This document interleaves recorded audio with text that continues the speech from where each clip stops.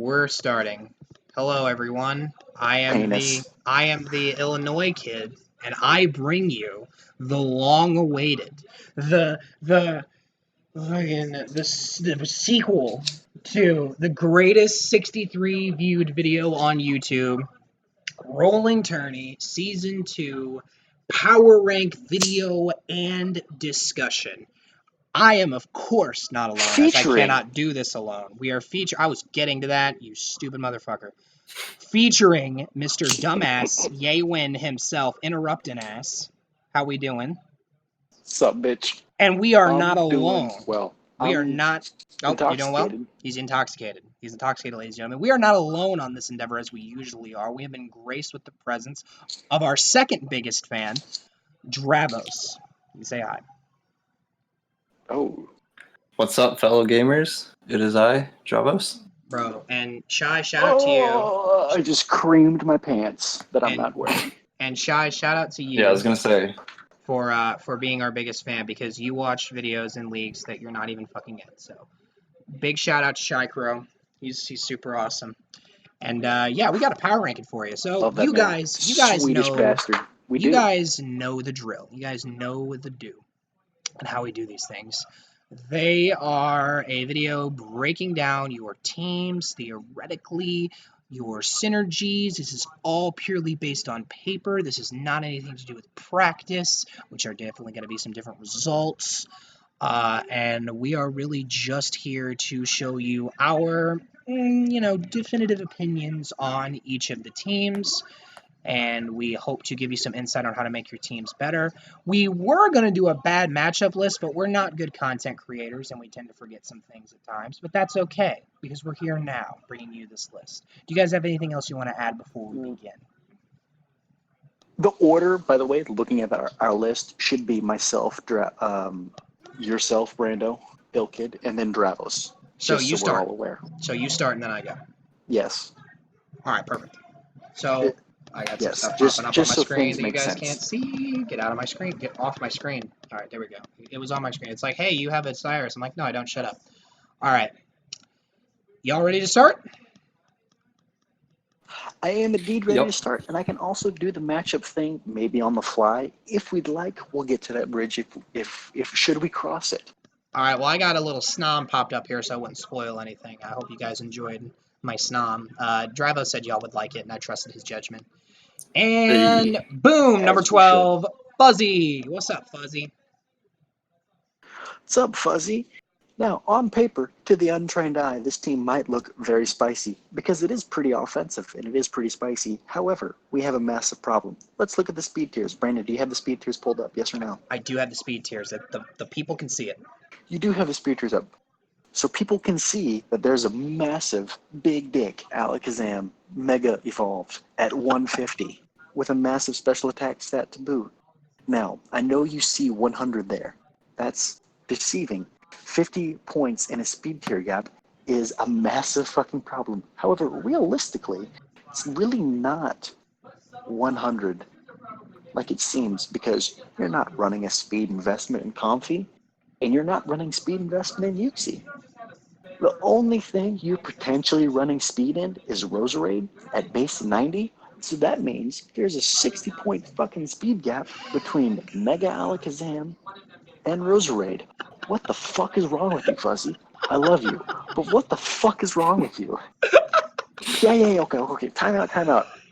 He's got sand. He's got a Gigalith that runs Sandstream, and he's got a couple of Sand Rush Pokemon, Okay, cool. That means on the weeks that he wants to bring speed control with a fast Choice Banded or Life Orb Excadrill with double speed in the sand and the same thing with Dracozolt, that means he's bringing Gigalith.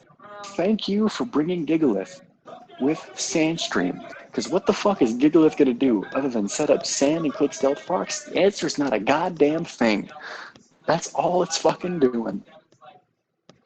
So, that is a problem. That is a big issue. You also are lacking a ghost type and lacking an ice type. What the hell is wrong with you, dog? Again, you're a great dude and a great player, but you don't have a ghost type, which is an essential typing. Ghost types can fill a lot of fucking roles. Very potent type, in a draft league format. Spin blocker. Normally, hard to fucking deal with offensively or defensively. Depends on what fucking Pokemon or what ghost type you drafted. And an ice type, that helps deal with dragons. It helps remove the burden from that fairy type that you have and helps pressure them offensively instead of fully relying on your own dragon type or your own fairy type that might be a more defensive Pokemon. You don't have either one of those. Outside of sand, this team is absolute cheeks when it comes to speed. You hit hard, but you're slower than fucking horsecock. All right? That's the biggest issue that we have with this team. Hazard setting, not too shabby. Couple issues on the Stealth Rock side of things. You got Excadrill, doesn't really want to set up Stealth Rocks. Gigalith is always going to be setting up Stealth Rocks. Seismitoad, probably going to be doing the same thing. You have a very prevalent ground weakness. 4 of your Pokemon are weak to ground. In Excadrill, Dracozolt, Incineroar, and Gigalith.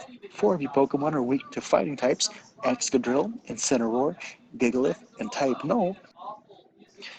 You've doubled up on some typings, the ground typing.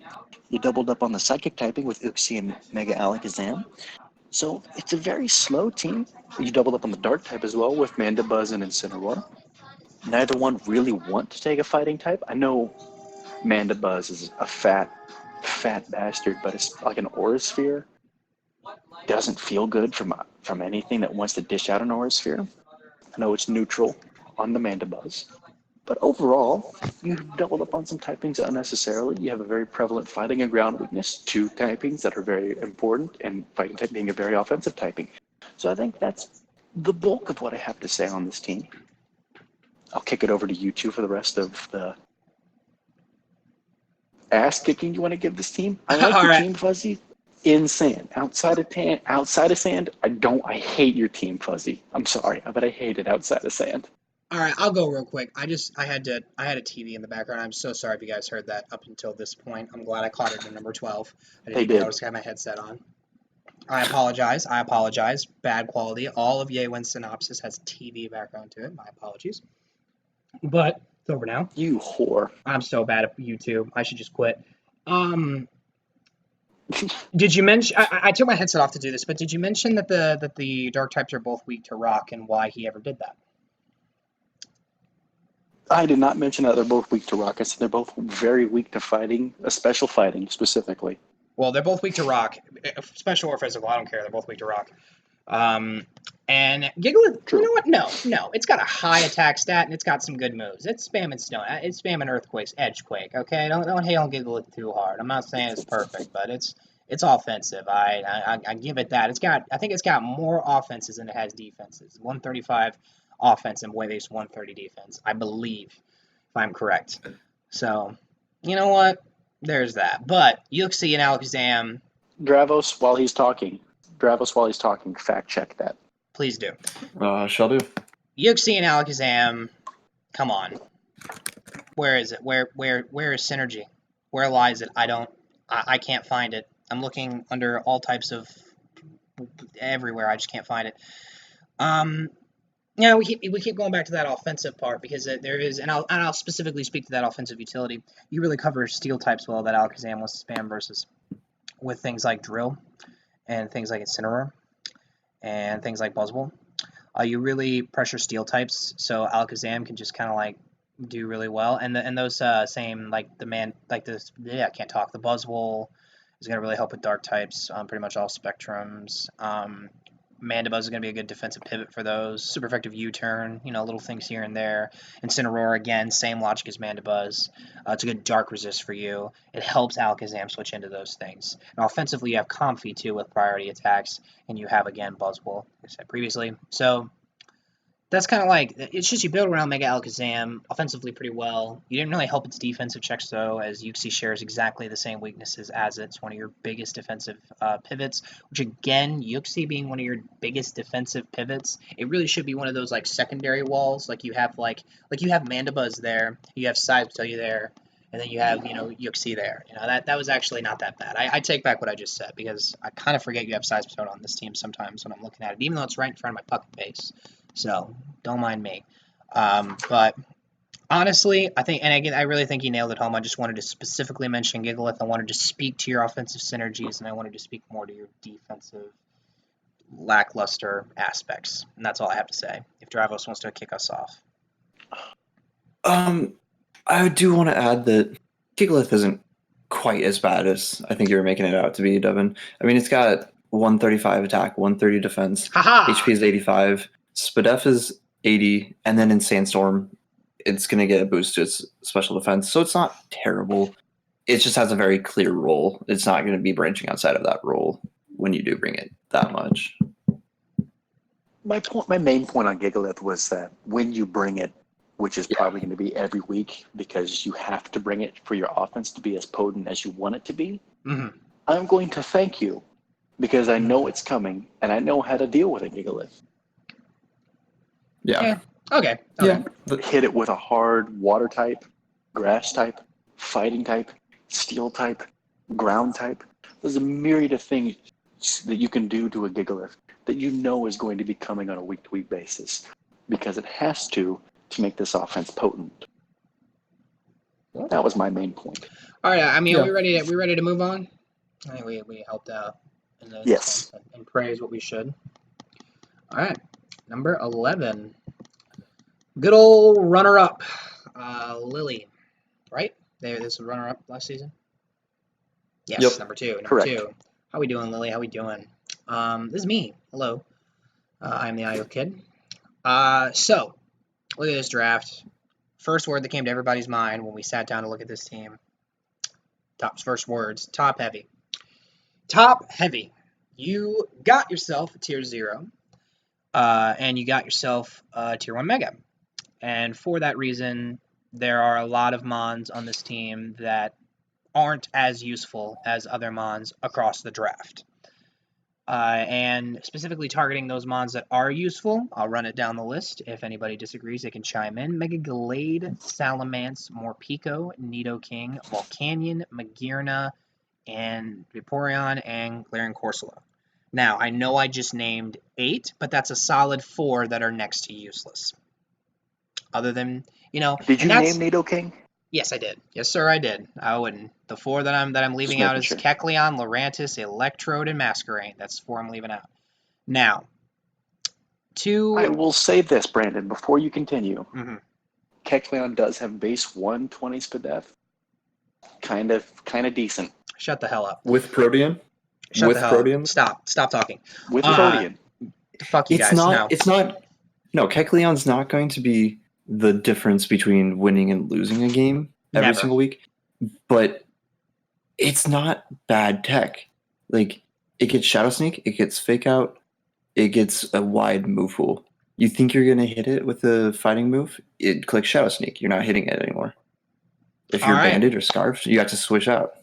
All right, let's see it. That's all I'm going to say, but I'll move on to my next point. And it's kind of like two bigger things. I feel like even with the big hitters on your team, like where do you really fit Volcanion on this team? That was a really expensive mod for you. I don't really know because I think Vaporeon is so important as you are sporting 5 ground weaknesses.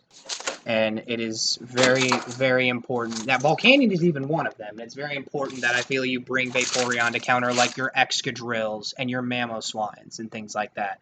Vaporeon is going to be very important for that role, and I feel like it's going to be hard to fit Volcanion on your teams as Vaporeon's coming so much. And another thing that kind of brings me to my next point is because ground spam is so potent, your immediate response, since your grass type is an Unmon, your immediate response is going into Galarian Corsola or Vaporeon to take the hits as best as you can.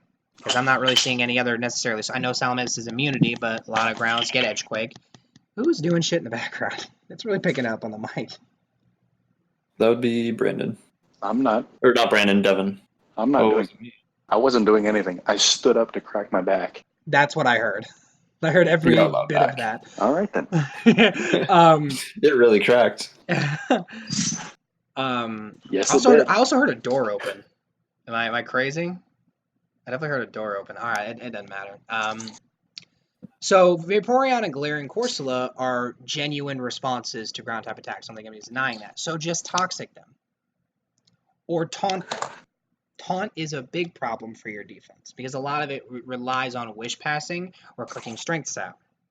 So this team, I think, gets really ruined by taunt because it has a lot of setup sweepers that don't want to get taunted either. And I think this team gets ruined by earthquake spam, and I think this team gets ruined by being predictable because you know what's coming. But on the contrary, you know what's coming, but it's still not fucking terrifying. Mega Gallade has proven from time and time again to be the best mega of the last generation's legal megas. Time and time again. It still carries over here, top 5 easily. Salamence is a late game, too early game, too mid game threat. It does not matter. At any point, you need to be aware that your opponent has a Salamence. And the fact that you can do so many different moves, so many different coverages. Well, Dravos here decided to draft the cracked up version of that because he hates us, whatever.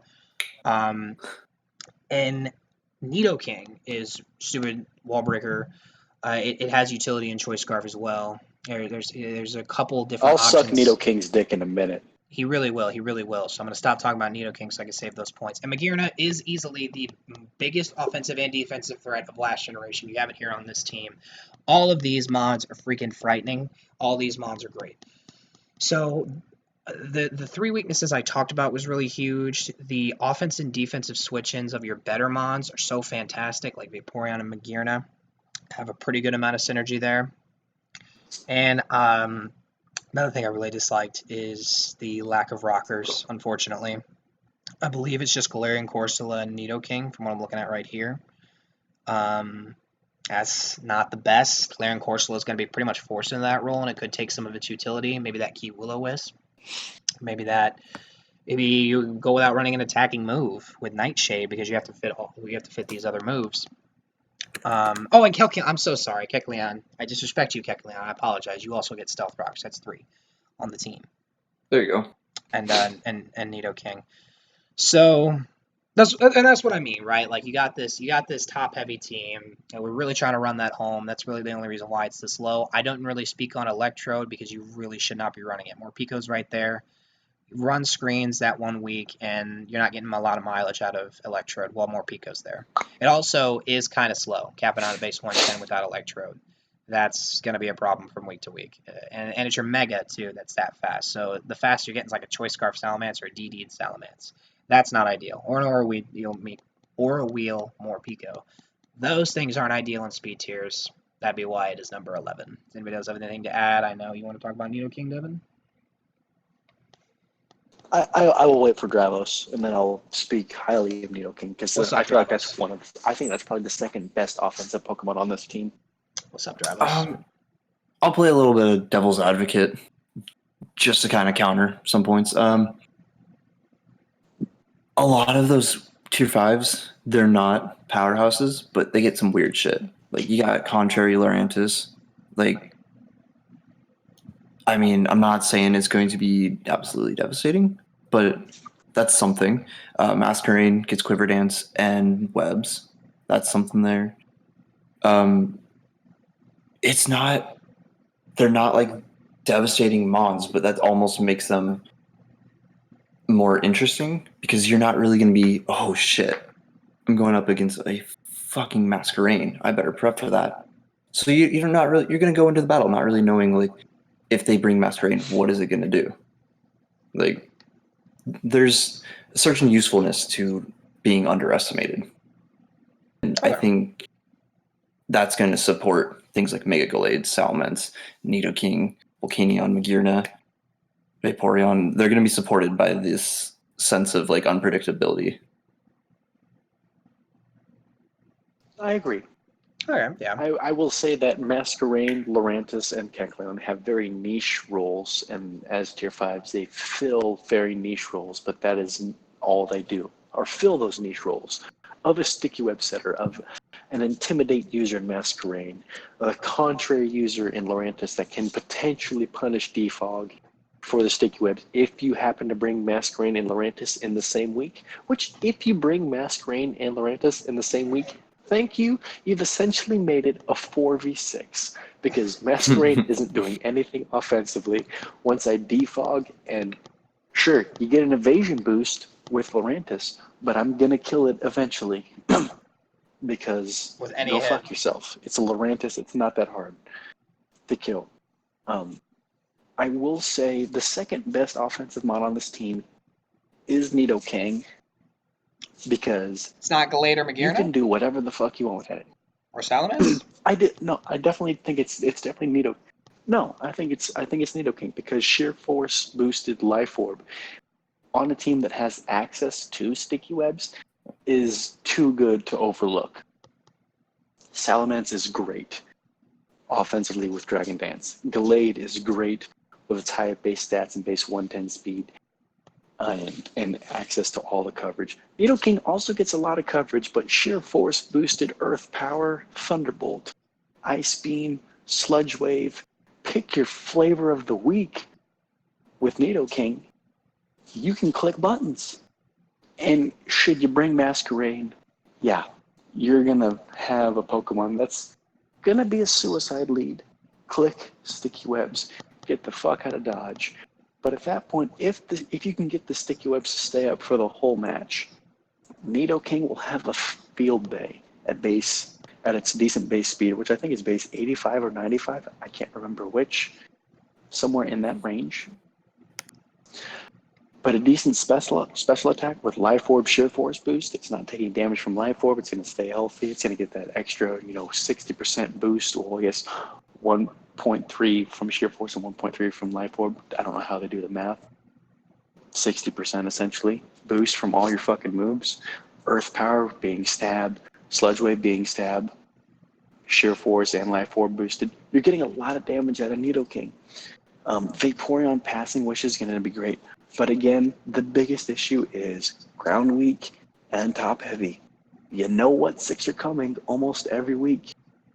And for those Pokemon that have some versatility, is he bringing Volcanion or Vaporeon this week? Well, either way, my electric type's going to put a massive chunk of damage into that thing. Is he bringing Masquerain?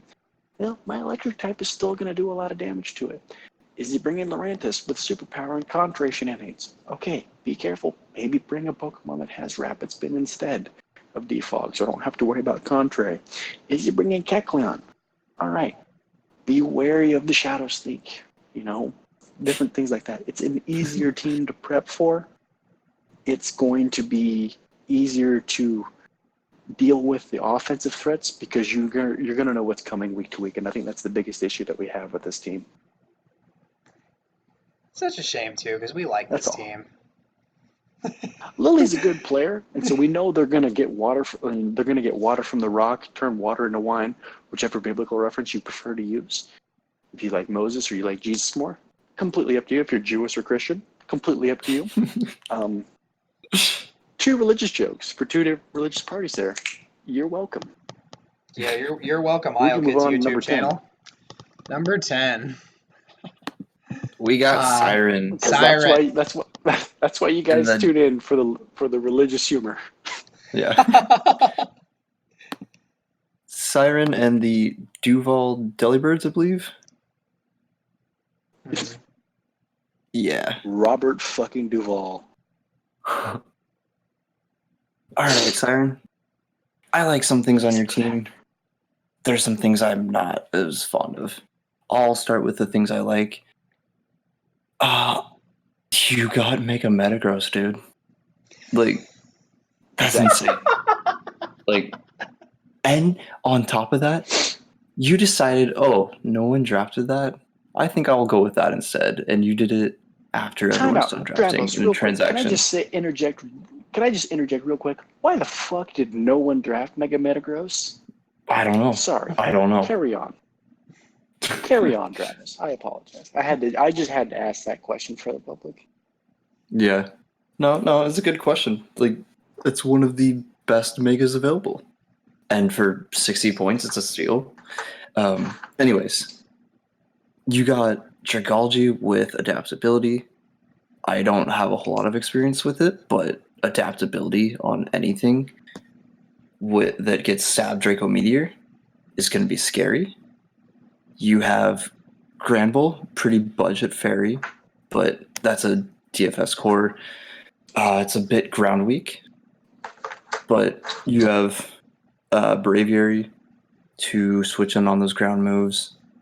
You got Aloma Mola. You also have Scizor for your fantasy core. Scizor is a great mon.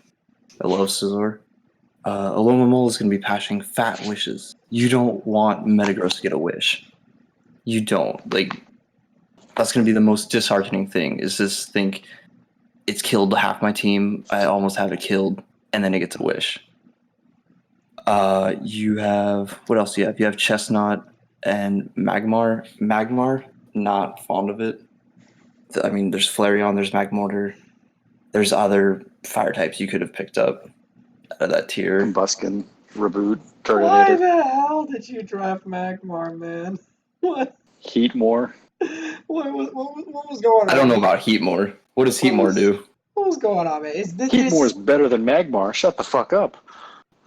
This is a meme pick, right? Like this is you fooling. This is you like thinking I got a bunch of fire type, but I just want to use a fun one. Please tell me that's what this is. I need to hear it. Come on, Siren. Help us out here, man. I'm so sorry. Please carry. Look, one of them, between Heatmore and Magmar, one Heatmore has base 105 special attack. One of them has base 100. One of them has more HP. One of them has more physical attack. Like, one of them has better coverage. Hey, but That's I'm true. just saying, one is significantly better than the other. Hey, but In practice, Magmar is going to be bulkier than Heatmore, but I agree. you shouldn't be Flareon. You shouldn't be deciding between Heatmore and Magmar, anyways, though. You know what? That's a good point. Are there? Oh God. But it has to be a meme. Moving on, because I don't want to roast you too hard, Siren. I don't want to roast you too hard. Don't worry. I know you will. And then you finish out your other core with Chestnut, Mega Metagross, and Weavile. It's a very offensive core. Weavile's great. I love it. I would like to see more support for it. I mean, you have Golurk to take those fighting type attacks, but are you going to be able to fit Golurk on every week? Yes, he will. Your team, it kind of bunches up really weird speed tier wise. I mean, you got 93 to 110 from Magmar to Metagross. You got, where was it? Oh, you got Alomomola, Scizor, Chestnut at 65, 65, 64. Just kind of weird bunching up of type. You got Mega Metagross at 110, Lycanroc at 112, and Raikou at 115. Just kind of weird bunching up of your speed tiers. Mm-hmm. You got a Rocker with Metagross, but you want that to be pretty offensive, most likely. You have rocks with Golurk. I think that's it. I believe you're right. Steel type is Metagross and Lycanroc. He said Lycanroc, Metagross gets rocks. He said Metagross first. Yeah, I missed Lycanroc. It's Metagross is never running rocks though. Yeah. Okay, you interjected to bring it up, and then you said he never runs it. I'm drunk. That's my excuse. It's a good excuse. Dragology gets T-Spikes as well. You have Defog with like Scizor, Braviary? Is that it? That's right. Not a whole lot. I was gonna say you got a fair amount that's not going to care too much about hazards unless there's a lot on the field as well. I was actually gonna say there was a heavy area contested in speed tier wise from base 80 to 65 because Alomomola or Scizor aren't running speed a lot.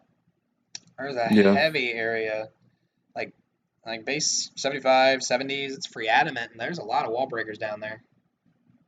Mm-hmm. So that's rough, honestly. That's all. I'm sorry.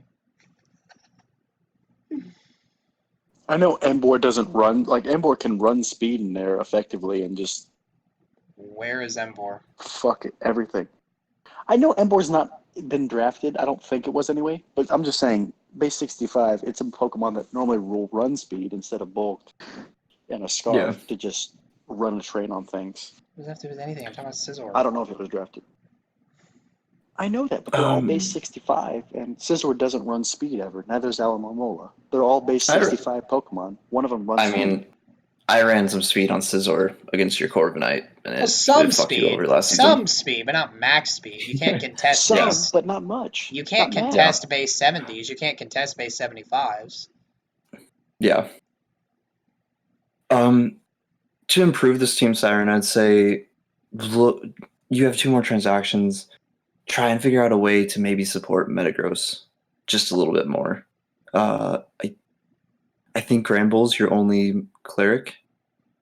If you add like another, because you want to keep Metagross status free. T-Wave. I think that would be your best bet. Yeah, T-Wave, Will-O-Wisp, all that stuff. You want them off. Alomomola can pass wishes as a cleric. Well, that's not what I meant by cleric. He meant clear statuses. Yeah, that's what I meant.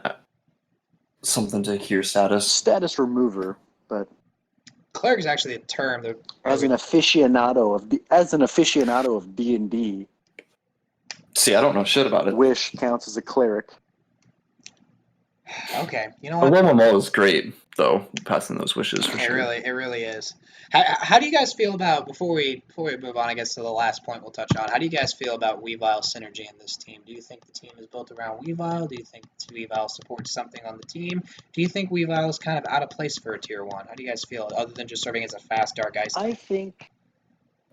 I think Weavile and Mega Metagross on the same team is actually very, very good because they don't really share a whole lot of weaknesses. Weavile helps cover some of the ghost and ground weaknesses that Metagross would struggle with. Weavile helps with that a lot, and I actually quite like it offensively. Defensively, obviously, you're going to have an issue there because neither one are really. I mean, Mega Metagross having base of ridiculous, like base 150 in the defense of stat is going to be great, but offensively, they cover each other's selves very, very well. I think, anyway. And you know what? TP would be pissed at this offensive core because it doesn't have a fire resist. So I'm out here for you, TP. Mega Metagross and Weavile being weak to fire is a bad thing. Don't look at the other team's fire resist, okay? It doesn't have one. Alomomola isn't a fire resist. Neither is Quagsire. Neither is Dragalge. Neither is Alomomola. Neither is Magmar. When Magmortar is available... He's not even here to defend himself. He's not in this league. He's never going to watch this video. But that's it. TP, you're a fucking moron. I love you, TP. But you're a moron. You're my moron. And I will claim you as my own. But I love you. That point aside, I'm going to roast you, Siron, now for picking Magmar over Magmortar. You're like, look, I'm going to choose Eviolite defensive boosts over 25 base special attack power. You went base 100, base 125. I'll take the base 100 that has to run Eviolite to be effective over the base 125 that can run specs and fucking schmeatball anything that doesn't really have a switch in because of the coverage that it gets its god tier. Magmortar gets such good coverage, and you're like, I want a Magmar on my team. To be fair, it gets the same coverage. Gets the same coverage, just not hitting as hard. They get the same Thunderbolt. Yeah, it doesn't get a couple moves actually. I didn't know that. I will take a specs. Yeah, I will take a specs Magmortar clicking at base 125, clicking fucking Thunderbolt over base 100 Magmar with an Eviolite clicking Thunderbolt every fucking day of the week because Magmar and Magmortar aren't outspeeding jack fucking shit. Just my thoughts on things. On the special side, please, the main difference I see is Solar Beam Thunderbolt. Pick up on the special Magmortar. Side at least. Please, Siren, pick up Magmortar. Please, dear God, for the love of all that is holy. You think he should use a transaction on that when he needs to support Metagross more? He's only got 2 left. Look. I know he's only got 2 left, but would you rather have a Magmar or Magmortar on your team with 2 transactions left? Yeah, he can get some of this to support Metagross more, but Magmortar versus Magmar? Come on. That's a fairy resist. That's pretty decent. It doesn't help Magmortar or It's Metagross. not a ground resist, sure. No, it's not. It doesn't help Metagross. It's a fairy resist, but it doesn't help Metagross. I mean, it helps break steel types. There you go. It helps break steel types. There you go. That's their synergy I was between getting to that. Well- It helps break steel types. You need a ghost that obviously Golurk is great. I actually like Golurk a lot. I was one of the people that told you to get Golurk. You're the only person. You know, Golurk is pretty good. Well, yeah, I was the only person that told me to get Golurk. But Golurk, pretty fucking clean. Golurk, with base 124 physical attack and the ability Iron Fist, Shadow Punch fucking hurts. Like, I know it's only base 60, but with Iron Fist, that gets like a fucking 20% boost at base 124 physical attack. After a rock polish, you're doing some damage, let me tell you. You know, 418, I think, because it hits 209, unboosted. 418, you're outspeeding a lot. You're still doing a whole lot of damage. So I think if you're 418, I think that means you hit 229 on the speed tier. I'm not 100%. I might be too far gone to know that. I'm sure somebody's checking me right now, but I think you hit 229 if you're jolly. Still, you're hitting like a freight train. So with that Shadow Punch boost, so you should be good to go with that. After a rock polish, you're doing some damage with Golurk, and I like Golurk offensively a lot, but defensively, not so much. Golurk gets you're the not doing 229. Megos any favors. 229, is that with Yeah. a speed boost? Um, God, that's max I feel speed. bad.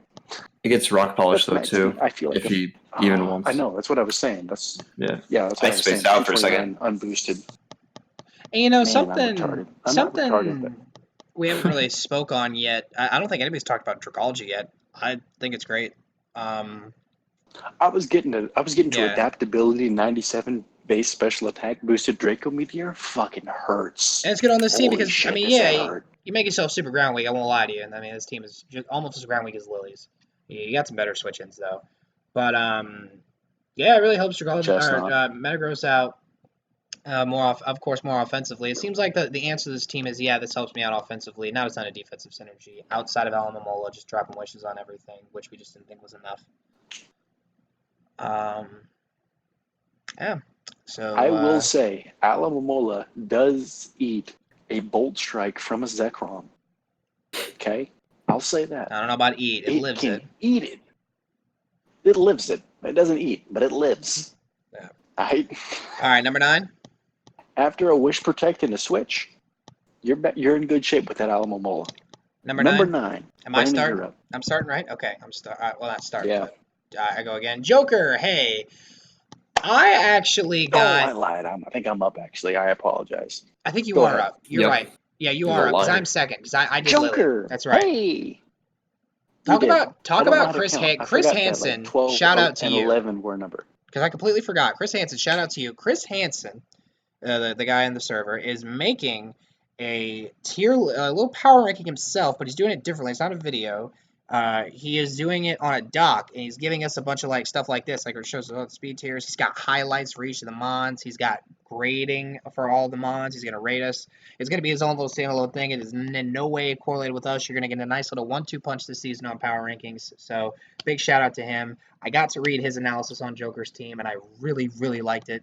And I know Yewin's gonna shed some light on it whenever he talks, but I just think that this was that it's really cool of him. So everybody. Thank Chris Hansen for his help this time's PRs.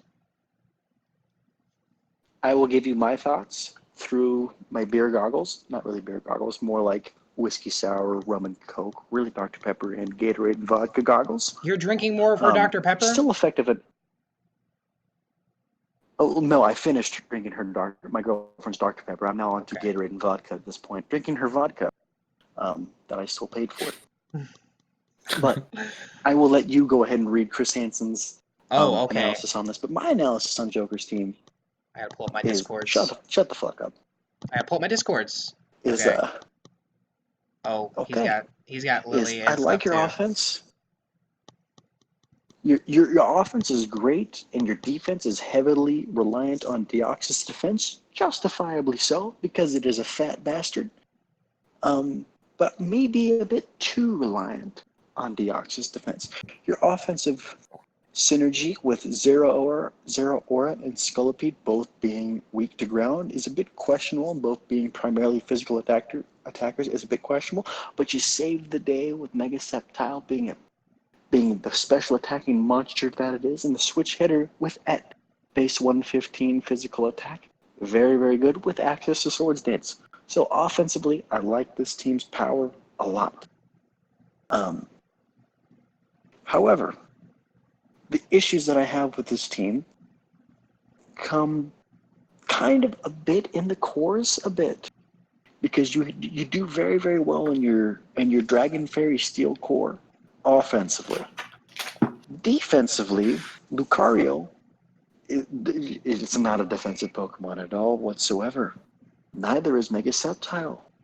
Primarina, not so much. It can be very bulky and very annoying, but obviously if you've prepped for it, you can deal with it. And offensively, it's a bit middling without, choice specs outside of obviously Mega Sceptile with that monstrous special attack stat that it has. You're also your Fire Water Grass Quirk, two of those being Primarina and Mega Sceptile again, and Chandelure. Very, very offensive. This is a very offensive team. So obviously the main issues, says the hyper offensive player, it comes with the defensive side of this team. Honchkrow, not a defensive Pokemon in any instance. Primarina can take some hits, but not defensive, to say the least. Rhydon, very, very defensive with Eviolite. Physically, especially not so much. So you rely very, very heavily on Deoxys defense to carry the bulk of the defensive side of things. And if week 1 is any indication of that, I know we don't necessarily want to reference the battles, but it does show that defensively this team struggles. And you want to bring a lot of offensive pressure and rely solely on Deoxys defense to provide that defensive support. And it can't quite do the job well enough. And I think that's the biggest issue that this team struggles with.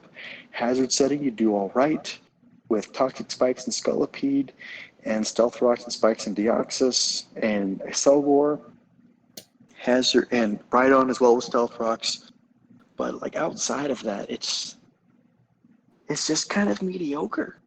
And I think that's the biggest issue that I have. Speed tier wise, you're not terrific. You have a base 145 and then a base 143, I believe, is what Zero Aura hits. Speed boost in Scolipede is great, but again, it's base speed. I think Scolipede hits base 100, maybe a bit faster. I'm not sure. Somebody will fact check that and correct me on it. But after that, and base 145 in Excelgor as well. Like, this is a very top-heavy team, speed tier-wise, and I think Scolipede hits like 110, 112 maybe. It's 112. Galarian Mr. Mime, 112. Scolipede, and I think Galarian Mr. Mime, I think, is like the next fastest at maybe base 98 or 100, somewhere in there. You're not really investing in that speed, so realistically, base 90 and Lucario is what you're hitting next. And so, kind of a big gap there, kind of like we had with Fuzzy's team, but there are some mitigating things in there with Scolipede and potentially running an more offensive Mr. Mime Galarian form.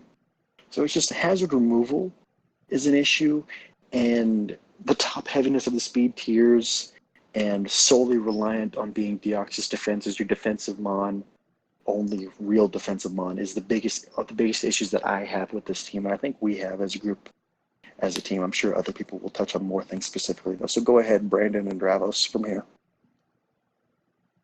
I'm reading some of more of our analysis talks. I shouldn't have pulled up his DMs on the Discord video, but I'm sure it's a big deal. I'm just going to go back to our call.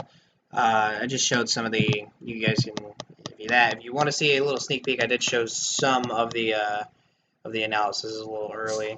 But I'm going to say Chris Hansen and Lily were a lot meaner than us. As a matter of fact, Lily didn't like anyone's team, really. Believe it or not, Lily didn't really like anyone's team. Even went out of the way to shit on himself. Well, Lily's retarded, and I love you. But Lily, I love you, but you're retarded. But I still love you. here's the first. This is just so funny to me with Joker's analysis. Holy hell, this team is fast. Zera, Selgor, Mega Seb, all above 140 speed, and Scolipede having speed boost. However, there's a huge speed gap between the speedy boys and those who are a bit slower. There's a few offensive mons, and some who can break, and some who can clean, like Honchkrow. Don't sleep on the burb with the hat. If I'm being honest here, the defense is a bit lackluster with DOD really being the only defensive mon. The others are somewhat defensive, but they can dish out some hits. Good hazard setters and Rhydon and DOD and some other hazards in the cell core. Good removers in ... Kumala, and I guess Mr. Mime counts. Honchkrow gets defog too, but you should never really run defog on this. This team is okay, but I don't see it making playoffs. Sorry. And you can expect a similar That's a analysis fair like that analysis. for everyone in the league. He asked me if he can be mean, and I gave him permission. So if you don't want your team to be roasted and can't handle it, don't click on his link. Okay. If you're a pussy, don't click on Chris Hansen's link, because Chris Hansen this time is the one doing the diddling. Shut the fuck up. Okay. I had to make the joke. I'm sorry. I'm not sorry. You want to finish this off, Dravos, on this, or you want to go to number 8? No, I got a few things to add. I mean, it's not like anything huge, but like, I think the Zera or Excelgar Subtile with the speed, I know that Joker's gonna do. I know he's gonna run Scarf on one of those two, probably Zera Aura, to just fuck with people. That's what he did against me. I don't want to reference it too much, but like, I don't think that's a great answer. But I think you would be better off doing a couple transactions for more bulk. And I mean, you got Deoxys defense, that's monstrous defenses, but I mean, like, you're still gonna have to invest in it to get the full defenses. Like, you can't try and have the cake and eat it too with investing in it. Base HP is pretty low too. Yeah, so you're gonna have to invest in that if you really want to get the best use out of it. You got some other things that they're not bad. Rhydon it's fucking Rhydon. You got Primarina. Primarina. Whenever I would use it, I would throw an assault vest on it. Like you could. That's definitely an option. Or you can just specs it. You got Komala to absorb status. It's a great rapid spinner, I think. Well, I don't know about great necessarily. I've never used it. I wanted to use it. No, it's a great one. Took it. Yeah, I would imagine so. It's a good mon. You got Chandelure to just fucking tear through shit. Like, you got a lot of power here. I think you just need to switch a few things out for a little bit of bulk. All right, so, and we were considering, when we were talking, I made the statement, I think everybody agrees, that this is the gatekeeper of the lower tiers. So 9, 10, 11, and 12, we considered you low tier. Sorry about it. Hopefully we can improve next time. We considered these to be some of the lesser drafts, and now we're getting more into the mid tier. We should see those teams we hit about after number 5, I would say. We started to move into, obviously, the top 4. So, I'm going to go ahead and begin with number 8, because it's my turn. What's up? We got Killer Tomato. Now, this is a team that on first glance, I didn't like, because I thought it was slow. But now I realize it's not true, because I looked at it some more. So let's really break this down. This is another tier 0 team with big old Shaman Sky. I was actually very unfamiliar with Shaman Sky for a long time, but my friend Butter Machine and Ye-Win here educated me on what it can do. These aren't usually allowed in leagues I'm a part of, so I am very unexperienced with some of these Ubers. But I still know some of my stuff. It's still pokes and it's competitive, and base stats are base stats. Right off the bat, some of the things we liked, the standard cores. I think we just adored these, didn't we? I mean, Mega Altaria. Excuse me. I just had a bad cough. Mega Altaria and Heatran as a great Dragon Fairy Steel Core. It's been a Dragon Fairy Steel Core since Gen 6 draft for a reason. I mean, it really has been. This thing, it's been around for a while. They cover each other so well. It's definitely a highlight of this team. Firewater Grass still remains great with Heatran, Shaman Sky, and Blastoise. Blastoise obviously got a significant buff in this generation, with it being able to be switch hitter wall and switch hitter sweep your team because I learned Shell Smash now. It's fantastic. And as I said before, the speed tiers are really well contested up top. They start to get a little clustered in the middle there with the 80, 78, 77, 90 at Orbeetle, which is, again, kind of a fake 90 because Orbeetle shouldn't really be running speed. We're going to kind of mention that whenever we come across something along those lines. So really, really great. I think all the mods I just mentioned help each other out so well offensively. Shaman Sky is really free to just spam Seed Flare with this team, and that's what I think he was sort of more or less going for. Really checking those steel types, really switching in and even, say, punishing those more flying types with the likes of Avalugg. Ugh, gross, I just said it. And Heatran being a good defensive answer. And Bolton clipping those flying types as well. Super solid. There's really, I wouldn't even necessarily go as far to say there's not a whole lot wrong with this team. Cores-wise, I would say utility is where it sort of lacks. There aren't a ton of Stealth Rockers on this team, to my understanding. I think it's, am I wrong? Is it Heatran, Rhyperior? That's it, right, guys? Because Avalugg doesn't get Stealth Rocks like I thought it did. Yeah, I think so. So yeah, there's not a ton of utility in the way of rockers. You got some T-spikes and good old Wheezing, and there's a few ways to remove hazards on this team with the likes of Avalugg and Altaria. So that's what I'm talking about, right? It's a mixture of things with those capabilities. Volt Turn on this team comes from Bolton, Orbeetle, and help me out, guys. Is that it? That's also it, yeah. So and that's what I'm talking about. That's it. Obstagoon gets parting shot. Obstagoon with parting shot. My bad. That's 3. So that's 3.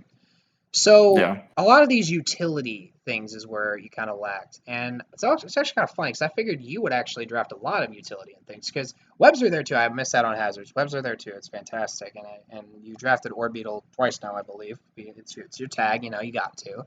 Stole it from me. But this team is at the same time, as good as it is, I feel like it's also pretty easy to prep for. Outside of Heatran and the Unmon Avalugg, there's you have some resist here and there, but it's a pretty hard ice weakness in total for the team. And the team is also pretty susceptible to wall breakers because a lot of your bulk can heal itself. Orbeetle can, and Altaria can. And I would consider those two to be some bulky pieces. When Altaria's bulky piece, it can't be an offensive piece that you might need from week to week, so that can cause some issues. But a lot of your team, in their bulky, Heatran, Blastoise, Rhyperior, Wheezing, Wheezing can get Pain Split, but those can't heal themselves. Those can't like recovery moves. And that can be a bit of a problem from a week-to-week basis. It can be a bit of a problem. It can make it hard for you to win in the stall game, which it seems like you kind of want to do with some of these slower pokes. But it also, I know your team doesn't need it because Gengar can sweep with a Choice Scarf, Shaman can sweep without one, really. I've heard Bolton is harder to use than a lot of people make it out to be, but you still have Shaman Sky to contest that speed tier, so I still like speed in general on this team. Like I said, a little clustered in the middle. Lily brought that up too, but up top, I really like it.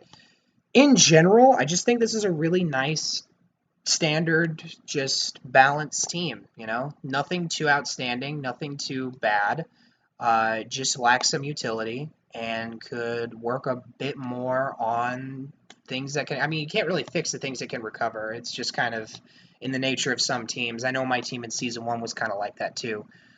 And that's kind of my thoughts there. What do you guys have to add? I'd like to add that I really like Gengar, Obstagoon, Orbeetle. I suggested it to you during the draft, but the fact that Obstagoon can come in, just fucking click a button, and your wind dropped out. Yeah, just keep going. Yep, there he is. Yeah. Oh, there it is. Obscune can just click a button, and okay, if someone brings in a fighting type to deal with it, you got Gengar or Orbeetle to switch to. So nicely supported. You put up your few hazards you have. You have Blastoise, Rapid Spin, any on you, so you don't have to get rid of your hazards that you get up. And if someone tries to defog away, you bring in Defiant Obstagoon, and you punish them for it. That's all I got. I think it's a pretty good team. I wasn't aware of what was said after Brandon or Ilkid gave his analysis because my internet cut out. And He likes Gengar, Obstagoon, or Orbeetle as a core, and that was like the big thing, right, man? Yeah. Okay. And then Blastoise Rapid Spin away hazards that come up on him without getting rid of. I didn't mention that. Yeah, it's another one. See, I'm just forgetting stuff. I'm so sorry, guys. That's what we have to read. Can contest that Bolton is attest to the fact that Bolton is quite difficult to use. It does only have base 90 in both of its offensive stats. While it is very fast, it's hard to find use for its competitive ability or strong tail ability if you're going to run Thunderfang. Competitive can be useful if you're going to bring it in on a defog and then click Thunderbolt or Volt Switch and get that special attack boost. Good on you if you can pull it off, but it's hard to find room for it on a week-to-week basis on your team. Shaman Sky is quite annoying to deal with.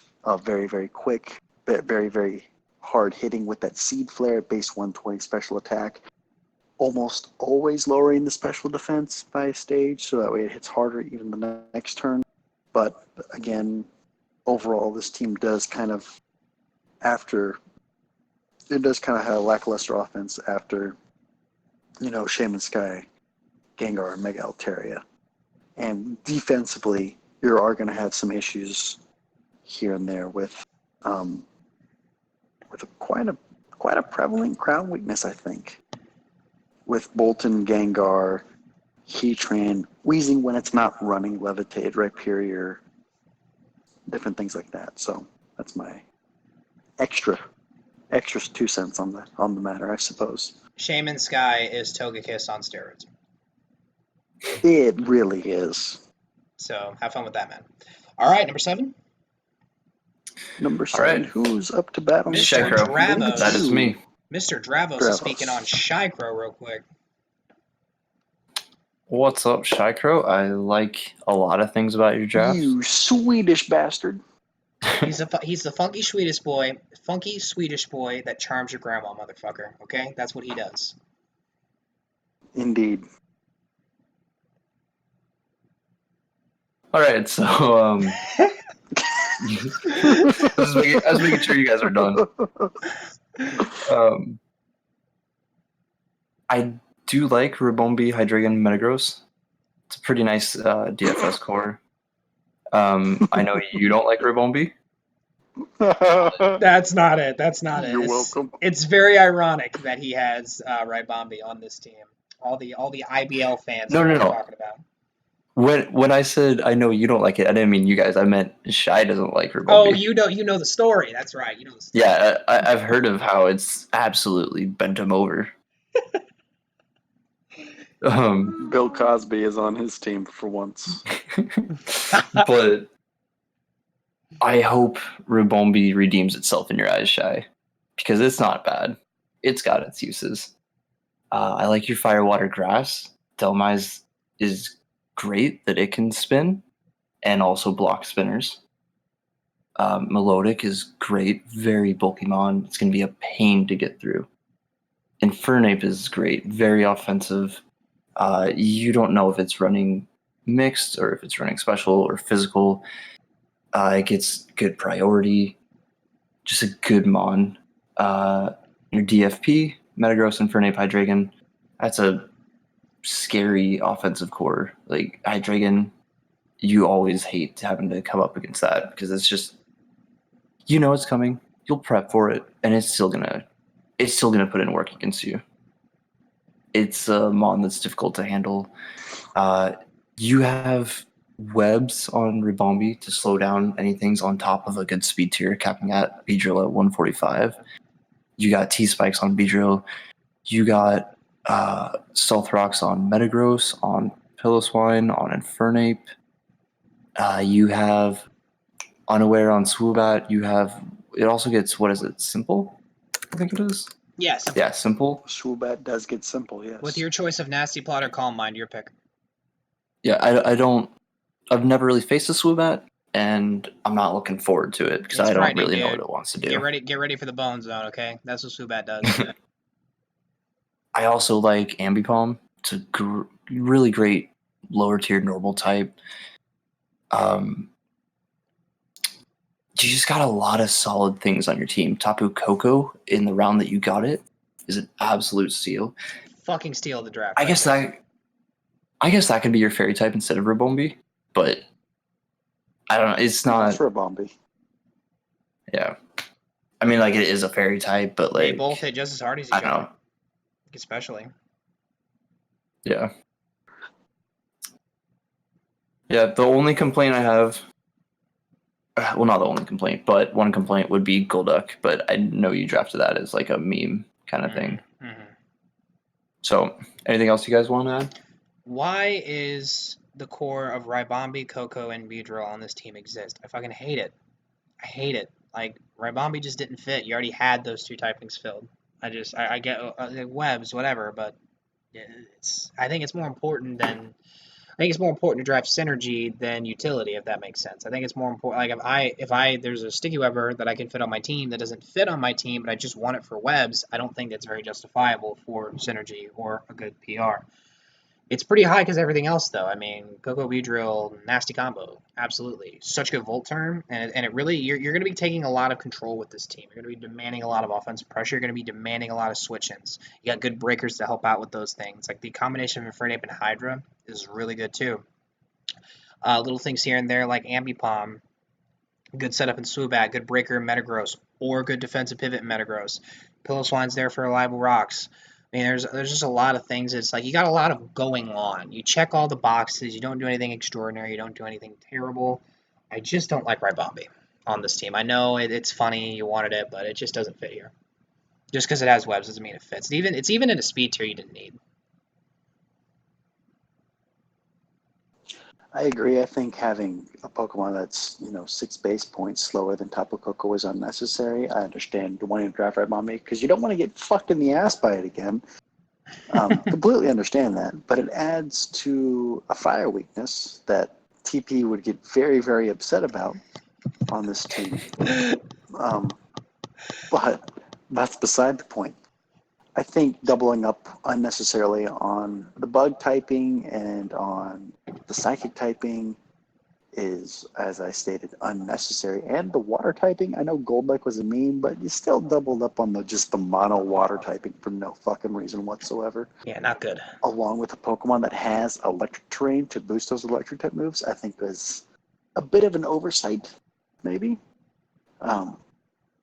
But speed tier wise, I agree that it's not necessary. But 145, 130, 124, 115, 114, 108, 98, 85, 81, all the way down like that. That's fine. You have a very fast team overall. Probably the Pokemon you're going to be bringing, the slowest mon that's going to be on your team from a week to week basis probably is going to be Metagross. I don't know how often you're bringing Piloswine and Delmise. Piloswine probably more often than Delmise because it is your only ground type at base 50. We know this because Dravos made a kick-ass list. You're probably looking at right now on the screen with all the speed tiers on it. Shout out to Dravos. Shout out to Dravos. Yeah. Yep. Sorry about that door, but shout out to Dravos. Sexy bitch, Dravos. Yeah. But your cores are solid with your Dragon Fairy Steel core, either being Koko or Ribombee. Take your pick. Put the Fairy with the Metagross and Hydreigon to go along with that. Very, very solid. So solid cores, solid speed tiers, really just like hazards, hazard removal, that type of stuff is what kind of puts this team where it is. And it's a team that just kind of checks all the generic boxes. No panache, style, or flair to go along with it. I don't know, it's not a necessity, but whenever your team is just kind of basic like this, we're going to deduct points for it because a lot of people did draft pretty solid teams top to bottom. So we're going to be nitpicky, and our nitpick is You a basic Swedish bitch. We haven't really touched on this a whole ton throughout the teams that have, but this is another team that doesn't have a tier 0, and that Does could be not. that could be conceived as good or bad. I mean, it doesn't have that one breakout mon that all the other teams have, so that could be I conceived as will good or say bad. though, one of the best teams that we had in this league did not have a tier 0. But we'll get to Hey, that. yeah, don't spoil. Don't spoil anybody. All right, yay win. We still got some more picks for that one. You shut your mouth, bitch. I also want to add really quick that just because you guys are near the bottom or at the bottom of the rankings doesn't mean you're necessarily bad. It means that your team just lacks something that the teams above have. It's really a contest of who just has less problems. Also, Dravos is a good cop now. Yeah. That used to be You know, my I want job. people to Travis is like good me. cop, That used to be my and I job. am the bad cop because I'm intoxicated. I'm the cop that's like kind of nice to you. Like, yeah, I'll pull you over, but like I won't bust you on that light. I'll just, pull you over for speeding or something. And Dravos just let you go all I'm the together. female cop with the chip on her shoulder. I'm the cop. I'm the cop racing you down the highway. All right, number Travis 6. is the cop that's tearing after you.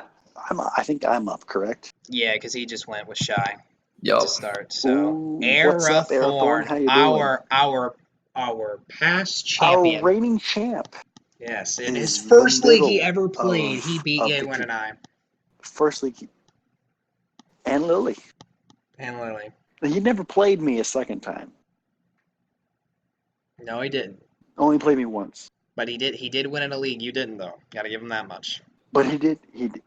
Yeah, absolutely. And congratulations to you. However, your team, what the fuck is wrong with it? Well, I'll tell you what's wrong with it. You have decent cores in Gudra, Aromatisse, and Genesect when it comes to your Dragon Fairy Steel core. Not bad.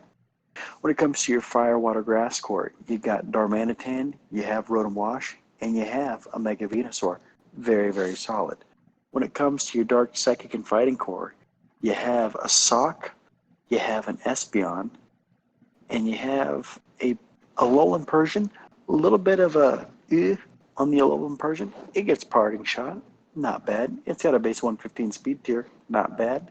It has that fur coat ability. Well, let's just add to that fire weakness that Genesect doesn't appreciate already. Why don't we? And move on from that. But let's just look at this speed tier situation that we have. We have a Doug Trio. It caps out at 120, which, while it is a great mon with Arena Trap, not the best mon outside of Arena Trap. It gets Stealth Rocks, sure, but all you really have this Pokemon for is for that base 120 speed tier. Good old Dougie only has base 100 attack stat. And because you don't have Arena Trap, you're running Sand Veil or Sand Force, which you cannot take advantage of. So it's got a useless ability with it. So you can run it Sash, let it run Stealth Rocks or Earthquake at base 100, which whoop-de-fucking do, and kind of go from there. When it comes to hazard control, not terrible with an Espeon on your team, and Rotom Wash to defog, Articuno with heavy duty boots to defog, Landorus Therian to defog. You have some decent defog on your team, and some decent hazard setters on your team. But again, you're capping out at 115 for your speed tier in a Alolan Persian, and that's not pretty on paper. Pretty mediocre. Also, offensively, a bit slow. With your fastest offensive mon, like truly offensive mon, it being Espeon, Alolan Persian, I don't know what its offensive stats are. 60 and 75. Yeah, not pretty at all. Espeon at least has base 130 in its special attack, which is great. But after that, you have a Darmanitan, which is fairly slow at 140 physical attack, and Genesect at 99. So when it comes to speed control, you're kind of slow, realistically, when your offensive mon's capping out at 350 speed, which is not good. And not a lot of speed control there, not a realistic sticky web set or anything like that. You're going to be relying heavily on choice scarps and things like that. And yes, I know at this point we're kind of being nitpicky, but we're in the top half of the teams, and with everyone drafting a fairly decent team, it's a bit difficult to kind of find major flaws with teams. Biggest issue with this team is speed tiers and the fact that a lot of your mods kind of do similar things. Landers, Therian, and Dugtrio offensively do the same thing. Defensively, Landorus Therian has more options. You can run a defensive Lando, which is very, very potent, very, very effective. A Rocky Helmet or Leftovers, you can absolutely do that. When it comes to an ice weakness, while you might look like you're weak to ice type Pokemon, specifically more so Freeze Dry, the move with Rotom Wash and Landorus Therian in there, you can kind of help mitigate that with a thick, fat Mega Venusaur. But there are some issues with this team when it comes to dealing with hazards and getting rid of them, relying heavily on Rotom Wash to defog most of the time. I know you have an Articuno there. Articuno is a Pokemon, though, having used it before, drafted it before rather, is not a Pokemon that you're going to find that fits on a team week-to-week basis. I know in Season 1 of Rolling Tourney, I don't think I brought it at all. I wanted to a couple of weeks, but it just didn't fit because its job was done better by something else, or there was just a better Pokemon for it on a week-to-week basis. Again, you may prove it more useful than I did personally, but this is just personal experience. I could not find a lot of uses for Articuno. Landorus does get defog, yes, and Rotom Wash does get defog, yes, but again, that's about it.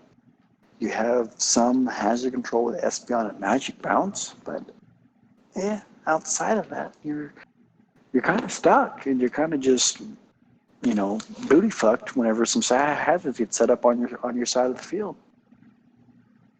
Ilkid, Dravos, anything to say? I think it's funny that he has 5 Pokemon within the same 10 base speed tiers. He has 5 Pokemon within 95 to 85. Yeah, that's true. That's almost half your draft. And the same base 10 speed tiers, and 2 of them literally share Actually, one. it's 6. How's it 6? Darm landed. Genesect down a sock because 2 Pokemon have 85. Genesect has 99, and Darmanitan starts at 95 to 85, so there's 5 in between 10. Well, I was saying 99 to 85. You have 6. Yeah, 99 to 85, you have Genesect too. So it's the point I'm making. It's just not necessarily just adding on to the speed tier thing. A little joke there. Aromatisse wasn't really spoken on much. I think Aromatisse can really help mitigate that sort of Bolt Beam weakness in a sense. I know you didn't say anything about Thunderbolt, but every team kind of has a little bit of a weakness to Bolt Beam. Aromatisse is just good at taking special spam in general. I think you can also design it to be more of a physically defensive wall if you need it to be. It's not going to perform. I don't believe it's going to perform that aspect as well. They might have split defenses. I don't know. But I view it as more of a specially defensive poke. Bagudra's there to take the special hits too. So I think DFS was To speak on Aromatisse real quick, it only has base 72 in physical defense and base 89 in special defense, so it's not too.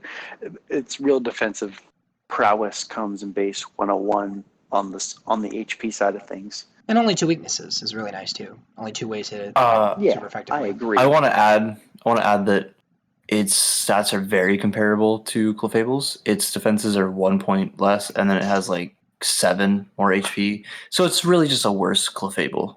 And not even really. I mean, at least in a defensive presence, it's its abilities. Its abilities are definitely worse. So that's why I'd say it's a worse Clefable. But yeah, it's going to be pretty good bulk. True that. I think Devin hit a lot of the good points home. He didn't really miss much. I just wanted to talk about Aromatisse in general and how I actually pretty much like it on this team. I want to mention. Oh, okay. Sorry, did I interrupt you? You're totally good. I was just wrapping up. I was just wrapping up. Yeah, go ahead, man. Okay, yeah. Era, ghost type is important. Jesus Christ! I came in here and I asked both these guys, do you guys think ghost type is important? And they said yes. It is How are you essential. Going to spin block? How are you going to spin block? You don't have a normal type. Choice specs, Shadow Ball from whatever is going to tear through you. Their immunities, it's not a bad idea to have every type that grants an immunity. That's all I wanted to add. True. Yeah. No, and that's an important addition to it, because not having a ghost type being an essential typing, is important, because spin blocker is great. Having an offensive or defensive ghost, depending on what you want to have on your team on a week to week, on a team by team basis rather. I feel like this one would probably benefit more from an offensive ghost, since you have plenty of defense on this team. I think might be beneficial to pick up. And then you need a If defensive you can. normal. Like, you need a defensive normal for this team. You do. You Frostlass need on this that. team actually kind of works pretty well. Just to mention something, said article. I'm sure there's a normal type you could drop Dugtrio for too. Yeah. Like just something niche you could just throw in there. There's still some decent tier 5 normals in there. There are. I mean, I got the best one, but you know. All right. Then. Number 5. Top 5. Congratulations, everybody from here on out. You made it. You made it to the top freaking 5. Who went first on this one? I forget. I believe Dravo. You were next, actually, Brandon. Yeah. I was, like, for sure, because Dravo's so shy. That's Yeah, right. you So are. I'm next. I get to talk about monotone. All right, hey, monotone. How's it going, bud? Welcome to the top 5. Congratulations. I believe he was around here last season too, actually. So staying consistent on our PRs, I like it. All right, so I remember like Yewin was the first one to mention, hey, this team's all right, you know. And another team that we fall on that decided to forgo a tier 0, and that's it's whatever. It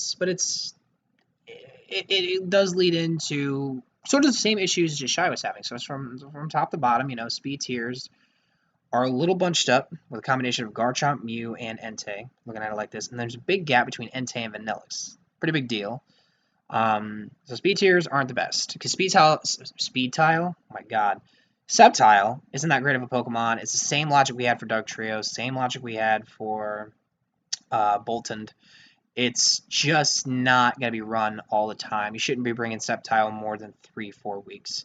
So you capping out Mega Absol base 115, not entirely ideal, especially in a National Dex draft. You can get away with that stuff in Galar, but especially in National Dex draft, it's not necessarily ideal.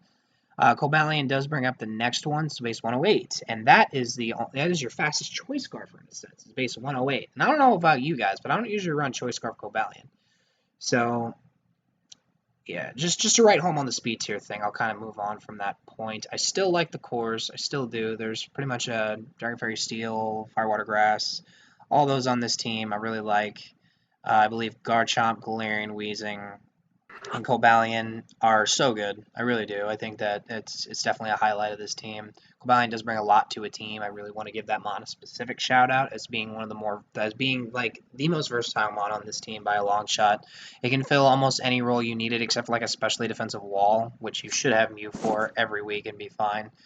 Barring ghost types and dark types, which Galarian Weezing takes care of. So hey. I guess I'll speak specifically on Firewater Grass. Sceptile, pretty bad. Entei, great. Gastrodon, great. And the Dark Fighting Psychic of Absol, Cobalion, and Mew, fantastic. It is your selling point in this team for sure, I feel. And I'm saying that with a Garchomp. I just think that on this specific team, that's where all your offense is coming from. Because Garchomp is good, and it will also help. Entei is also pretty good. It will also help. And now that I actually really think about it, I think you might bring Sceptile a little more, because bulky waters are pretty good versus you in general. Vanillix has Freeze Dry, which is super nice, and Sceptile's there. But outside of that, it's really about it, because Electros isn't necessarily the most offensive poke. And I think defensively you can deal with him pretty well, but offensively you might have a hard time breaking something like a Milotic, especially when it knows that Vanillix has Freeze Dry, when it knows Sceptile's out and it needs to switch. It might be able to take on that punishment from Garchomp, Cobalion, things like that. That's just specific, like bulky waters might give this team a little bit of an issue. Ultimately, It's kind of the same point. I talked about different things. Hazard control's okay. Nothing to write home about necessarily. Because I think Mew gets defog back. I think Mew gets defog. It lost it in like regular games, but I think in this league we're allowing it. Magic Bounce, Absol, defog Weezing, Rapid Spin Armaldo. It's there. It's okay. It's a little limited because you shouldn't bring Armaldo a lot either. It's the thing, like you shouldn't bring Armaldo a lot, Sceptile a lot, but you might bring these mons more, and you might be forgoing things like Absol, like Cobalion, like Galarian Weezing, some ways because you need to fit on that thing for that bulky water or that solid defogger because you want to run me offensively. Just a couple of I just have some issues in the build necessarily. Overall, I think it's a team that can put out a lot of damage and it can take a lot of punishment. It's got the same issue that what team did I talk about that didn't have enough healing? The Orbeetles. It's got the same issue that the Orbeetles had because Gastrodon can recover and Mew can recover. But I think that's it for your bulk. Snorlax has that set where it can eat Hypoppa berries and stuff, or it can rest and stuff, but it kind of got nerfed. You know what I mean? It's not as potent as it was before. I know Electros is kind of a rest talker too. Galarian Weezing gets Pain Split. These things are there, but your only recovery moves are Gastron and Mew, and that might be a bit of a problem because your team might struggle to survive in kind of a trading game where you hit them hard, they hit you hard. Hopefully you won't have to do that, though, because you have some great sweepers and things like Cobalion, Garchomp, Absol. Great cleaners, I should really say. And Mew with a bunch of amazing sets that Ye Wen showcased last season. Shout out to him. Yeah. And then Curse Snorlax is there too. So some stuff for sure, but that's kind of my overall. Just kind of meh. It checks the boxes. Nothing too extraordinary. You should be a playoff contending team. What's up, guys? What you got? Go ahead, Dravos. I don't have a whole lot to add. I mean, it's just a good, solid team. There's a lot to like about it. I mean, that 79 to 100 bothers me because of 2/3 of Era's team is in there. But Look out for Aerothorn, buddy. yeah. Watch out. Bucket Yeah, there's just a lot of good things about this team. Like, Mew is just annoying to have to deal with. Like, you don't know what it's going to do. It can do so much. Mega Absol's a great mon. I love Mega Absol. And Galarian Weezing is great. Like, you got some great mons on here. I think you're for sure gonna, not necessarily for sure. I really want to see you make playoffs with this team. He will. But I think you're a playoff contender, man. I think you definitely can. You guys can hear me all right, correct? Yep. Yeah. Just making sure. What I like about this team a lot is the fact that Mew, this is something that many, many drafts ago, a friend of ours mentioned. Mew is not pigeonholed into being just a defensive Pokemon. Can you say that again? It was a little choppy. Mew is free to run whatever set it wants to. Like a friend of ours said a couple drafts ago. Miss Muffinator. Good old Muffinator. Mew on this is definitely, I think, the best Pokemon on this. On this team, yeah, I agree. Defense. It can be offensive with Dragon Dance sets, Double Dance sets, and Rock Polish and Net. It can be defensive. It can be a hazard setting. Mew is the Swiss Army knife on this team that can do whatever you want it to do. And you have drafted well around Mew. And I really appreciate that as somebody who has drafted Mew before. Galarian Weezing is a fantastic Pokemon that I have drafted before. Look at Rolling Tourney Season 1. And it does a lot of things that you don't expect it to actually excel at, which is quite strange. But my biggest issues are some of the people before. Poor hazard control in Mew being one of your few defoggers and Armaldo being one of your only rapid spinners. with some Pokemon that don't necessarily want hazards up, like Entei doesn't want to take that chip. Vanillix does not want to take the chip. And really, Weezing doesn't want to take the chip, even though it can be one of your defoggers with the Black Sludge. But a lot of Pokemon don't want to take chip on this because they don't have reliable recovery. So with that, it can be a problem. Your spears being bunched up and capping out realistically at Mega Absol because Sceptile will be a very situational bring. Can be problem. Mega Absol also does give you a modicum of hazard control with Magic Bounce, but if you have not Mega Evolved yet, then you still have to be concerned about hazards getting set up upon you. Outside of that, you have a solid team, again, top to bottom, but it's one of those things where speed tiers, maybe some slight issues in synergy with a couple of cores. I don't having your fairy type be glaring Weezing almost as a defensive fairy type, because offensively you're really strange steam is a move that you're not clicking as often as you think, having before being your only fairy type. It's not something that you're going to utilize offensively, as more so as a defensive, which again is fine. Again, for Strange Steam is not a move all that often. Strange Speed is not a So move you you use don't all that really- often. As well. Yeah, You're choppy again. Yeah. Damn it. Armaldo I like. Good hazard setter and good rapid spinner as well. But so low tier wise, you did well, but some of the cores I have some issues with. Like your fire, water, grass, Entei, and Gastrodon, fantastic, but Sceptile is a little mediocre. It's just not that great, and I see you bringing it maybe 3 times, max.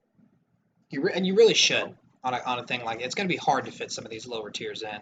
Whenever you want to bring that Absol, Cobalion, Garchomp, Mew, Entei thing so much. It's going to be Gastron's got to find a space in there too. Snorlax has got to find some space in there too. It's going to be very hard to fit some of these lower tiers. So I like the team, but there are going to be some times where you struggle because of the speed tier issues and the hazard control issues, because dealing with hazard stacking is going to be a problem because you don't have a whole lot of reliable hazard that, some hazard removal that you have is good, but it's very easily punishable is my biggest issue with it. Which again, that sounds like a nitpick because it is. It's just one of those things that we have to nitpick at this point. And also, you don't have a ghost type, which I think is one of the biggest issues. That's why number 4 is number the lack of a 4. ghost. Because number 4 has a ghost type. You are here at the number 5 because you have a very, very solid team, but you don't have a ghost type. You have an ice type, which makes you, better than Arathorn, who Arathorn has does not have Articuno. an ice type. Arathorn has He's got Articuno. Articuno, but that's not realistically. It's not really an ice type. I don't see him bringing Articuno more than twice. Vanillix, I can see bringing him, bringing 4 or 5 times. Articuno, I don't. All right, fair enough. So, when it comes to usable types, you don't have a ghost at all, period, and you have a better ice type than Arathorn. I thought you were going to say Arathorn doesn't have a normal. That was the big thing.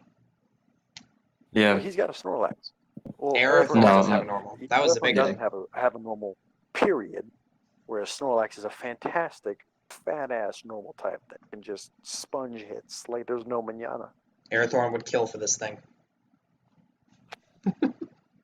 Correct. All right, number 4. Number 4. This is Dravos' turn. Go for it, Dravos. Yes. This is my best bud, Popeye. Good old Popeye. Honestly, for disclaimer, I really wanted to rate your team pretty low. I actually had this as one of the worst teams, and then these fuckers talked me into it. So, there you go. Real quick, I just want to say, I want to say this, preface this real quick. We did ask you guys voice some of your opinions. Popeye put in his 2 cents on the top 4 teams, and he fucking nailed it on the head as to what the top 4 teams were, in my opinion. But I digress. Go ahead, Travis. Anyone who gave us an analysis on our teams other than Lily liked these top 4. It was just up to us to decide in what order they would be in. And we are going to get hated so much. All right. So, this is where the teams start getting, like, they're covering all the typings. We finally have a ghost type on all the remaining teams. Thank God. Good old Rune Riggis. Yeah. This team has some pretty huge monsters on both sides. You got Corviknight, Clefable, correct, and Latios. Like, that's a stupidly good DFS. It's the best. It's the best DFS out of any team. Like, in the league, hands down.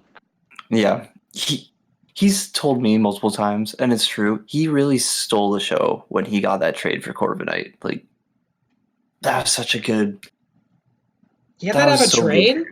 Get that out of a trade? Yeah. Who traded? Who gave him Corviknight? Fuzzy. Because Fuzzy was drafting. He didn't like where his team was going.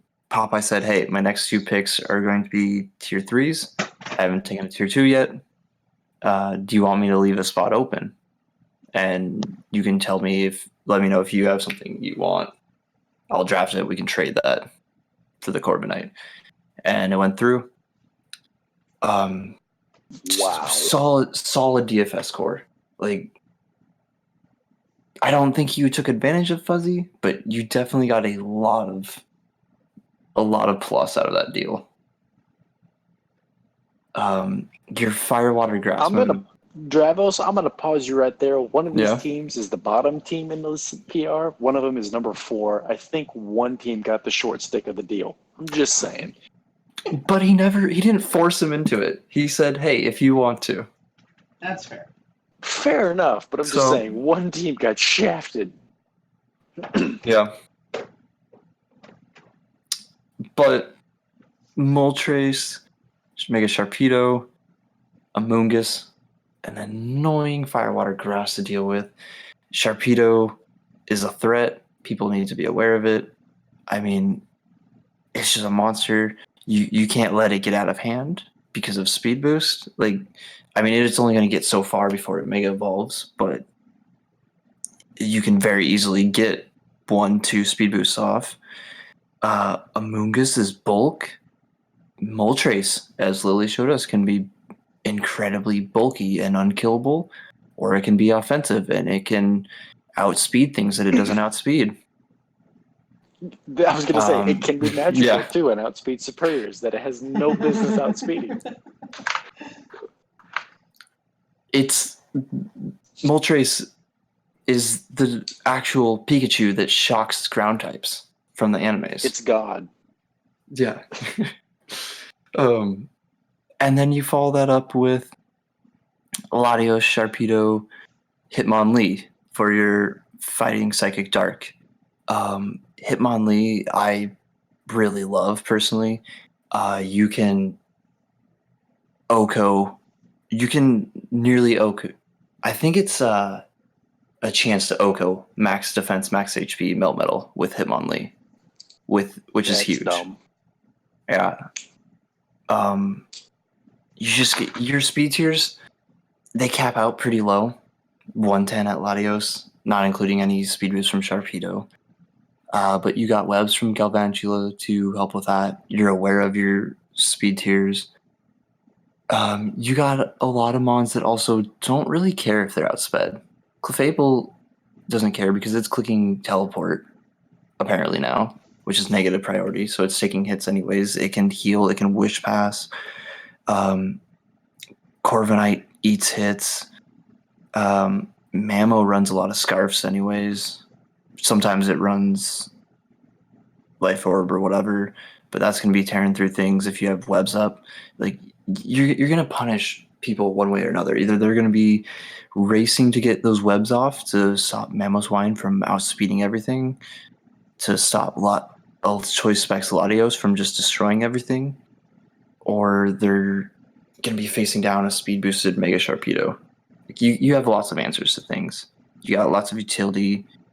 You got Rapid Spin on Hitmonlee. You have Defog on Corviknight, Stealth Rocks on Clefable, Stealth Rocks and T-Spikes on Runerigas.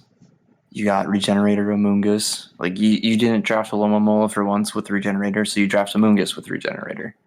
Like, the only complaint, and is Malamar. It doesn't do anything for you, but except for punish Era and Monotone without their ghost types. Yeah, it's a very solid team. You have to get nitpicky to start disliking it. What do you guys have? The speed tier thing isn't necessarily nitpicky.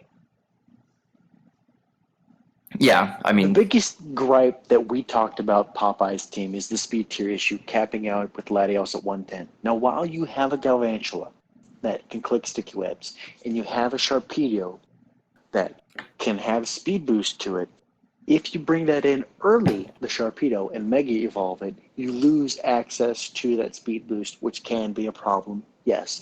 And that's not necessarily a nitpick. That's a legitimate concern with this team. However, the fact that if played properly, Sharpedo is going to be brought in late game to either sweep, or just not you're mega good to early go. game. Or just not mega early game. If you don't mega it early game, you're good to go. If you use it as a wall breaker and are going to rely on Zangoose with quick attack, toxic boost, base 115 power plus that toxic boost, it's going to do nasty things. Can clean up teams late game? Absolutely agree with you especially at base 90 speed. Hitmonlee with an Ichiberry or Slackberry can do some shenanigans with Endure Reversal. I agree. Can do those things. But capping out at base 110 is the main ugly thing on this team because that is so slow. Mm-hmm. So your maximum speed without a choice scarf is 350. There are a lot of things that hit above that threshold of 350 that have zero issues, running Modest or running Adamant that can get away with that. I think base 126 can get away with running Adamant. I think a little slower than that. No, you're right. Actually, you're right. You're right on the dot. You're right on the dot because Weavile hits 349 speed at max speed.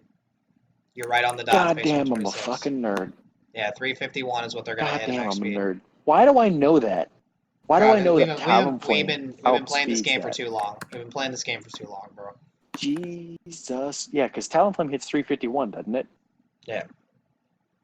Fuck. Our fact checkers get this, but I'm pretty sure we're right. Yeah. Yeah, I think Talonflame at 126 base outspeeds 351. Does it? Yeah. Yep. 126 base speed nerd. hits 351. Guys, we just confirmed that Yewen and Ilkid are huge fucking nerds that know that off the top of their fucking head. Major dorks. I get some of the weirdest shit that I just know off the top of my head speed tier wise. Yep. So anyway, base 126 Pokemon can always outspeed this team. So your Jolteons, your Acelgors, Mega Sceptiles, Zeraoras, Dragapults, different things like that can outspeed this team 100% of the time, barring a speed boost choice scarf, obviously, from a base 105 Mega Sharpedo at +1, you're good to go. Now, while Mega Sharpedo at +1 on the speed side of things with base 140 physical attack is a frightening thing to deal with. That's why we have it rated so high, because its cores of Latios, Clefable, and Corviknight are absolutely disgusting on the fantasy core. That's the best, that's the new version of Celesteela Latios or Mega Latios in Clefable. It's the same thing, just as disgusting, just a little bit cheaper.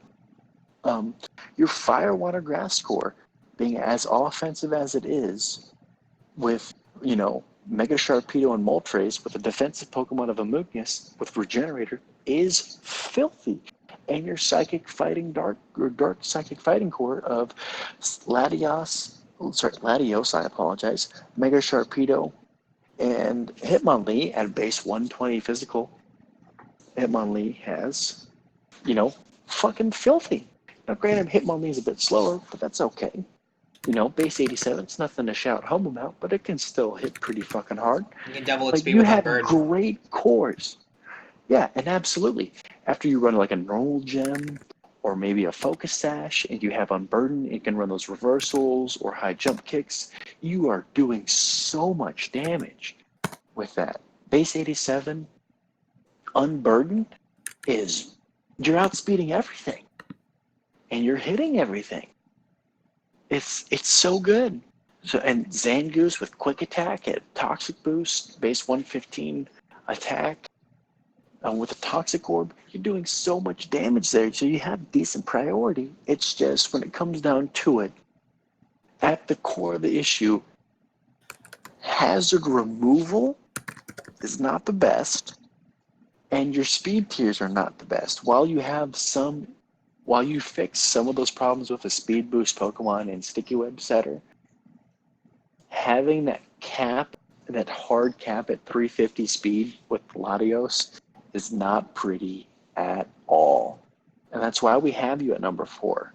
You hit all the types that you need to hit, whereas your normal type preferably is a bit bulkier. You went with a more offensive Pokemon in Zangoose, which Brandon, Ilkid knows, can wreck teams with Facade. That's Grandmaster right there. That's Grandmaster. That's my last pick. Grandmaster Zangoose. You nickname that thing Grandmaster, Popeye, okay? There's your nickname for Zangoose. I know you like to nickname your mons. That thing is called Grandmaster. That is okay? I drafted this thing last overall in ASL. We are 10 weeks in. It has 7 kills. It's my last overall. It's ridiculous. It does a lot of damage. It kills things. It kills Milotic adamantly after an SD, no matter what set it is. That's stupid. Just as a benchmark for you. And it's got knockoff for ghost types and close combat for steel types. Just want to point out to everyone, Milotic was the defensive MVP of last season. Zangoose OHKOs it after an SD with Toxic Boost, Toxic Orb. Just want to point that out. I think it's been roll like 96, so it dies after burn. Yeah, so it'll die after the burn, but still. Min roll too. It's dead. Min roll, it's dying to the burn. Okay? Runerigus is a great hazard setter.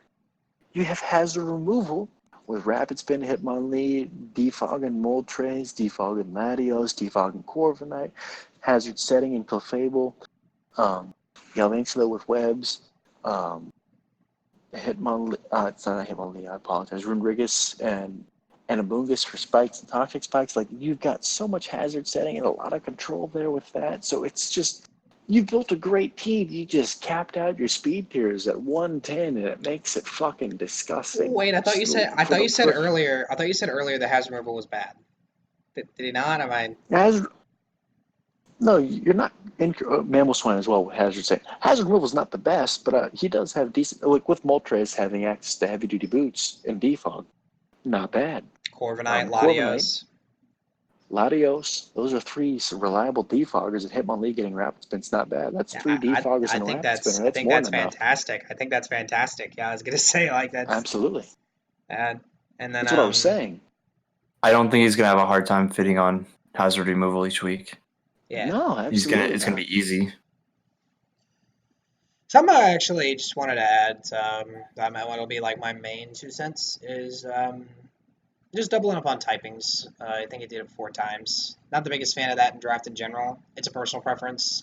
You still hit all the typings, I'm pretty sure. Pretty sure you got all 18 on this team. So it's not that big of a deal. Correct. But it is still kind of weird to have some similar weaknesses whenever you bring things. And some of it's not even really relevant. Like Corviknight and Moltres don't really share any weaknesses. Don't share any weaknesses. Yeah, they do. Share electric weaknesses. I'm just as drunk as Devin, apparently, even though I don't drink. Latios and Malmar sharing weaknesses. He has 2 darts and Sharpen. Malmar sharing weaknesses. Malmar is the main reason for that. I understand that you have a purpose behind Malmar. There's a reason. There's something you wanted to do. Oh, and the last one is Mammal Swine and Runerigus, which also share weaknesses. So I guess, yeah, they all share weaknesses. It's not necessarily the most ideal thing in the entire world.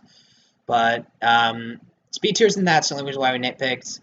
They really sat me down. They're like, bruh, let me get you this eye opener real quick. And honestly, there's so much offense on this team. There's so much defense on this team. It can take punishment. It can do all the things a team should do.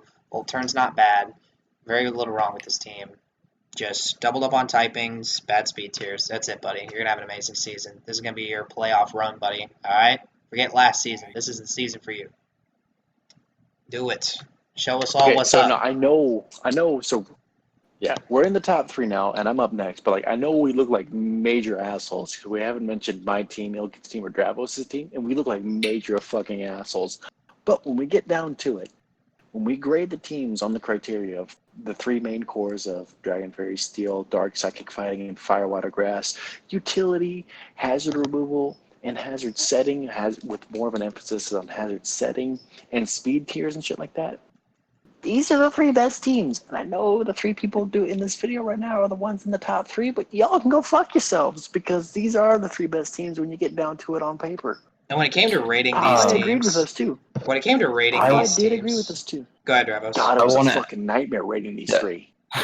I want to add that I wasn't even originally going to be in this video. Popeye and I had gone through just kind of for our own sake, just like kind of did like a little mini kind of PR for ourselves. And we came to the conclusion that these 2 guys were top tier. I had my team lower initially. And I came in, I was like, oh, I had my team here. And they're like, no, your team's this high. Yeah, we brought him up. Well, and okay. We explained to him why, and he ended up agreeing with us. But yeah, I agree. My team's better than any of your teams. No. Get fucked on, Seth Rattler. I'm just kidding. Get fucked on. I'm just kidding, it was guys. an absolute No, don't nightmare, say just guys. kidding. Get fucked on. It was an absolute nightmare, guys. We actually sat down and made a point system for each of us, and we had to add points together to see who exactly went where. Everyone, we had to. I mean, I think it took just as long as it did for the 4th through 12th. It really took us a while to find this. So, this is our most accurate rating. Big. We spent from the time period of fucking 2 a.m. to 3:30 or 3:45 a.m. 2:30 a.m. to 3:45 a.m. Eastern time was discussing the top 3. The difference between Team 1 and Team 2 is 1 fucking point. I just hope everyone knows that. The add up, That's how close these teams are. Mm-hmm. Okay? Like when it came down to it, like that's how tight these teams are.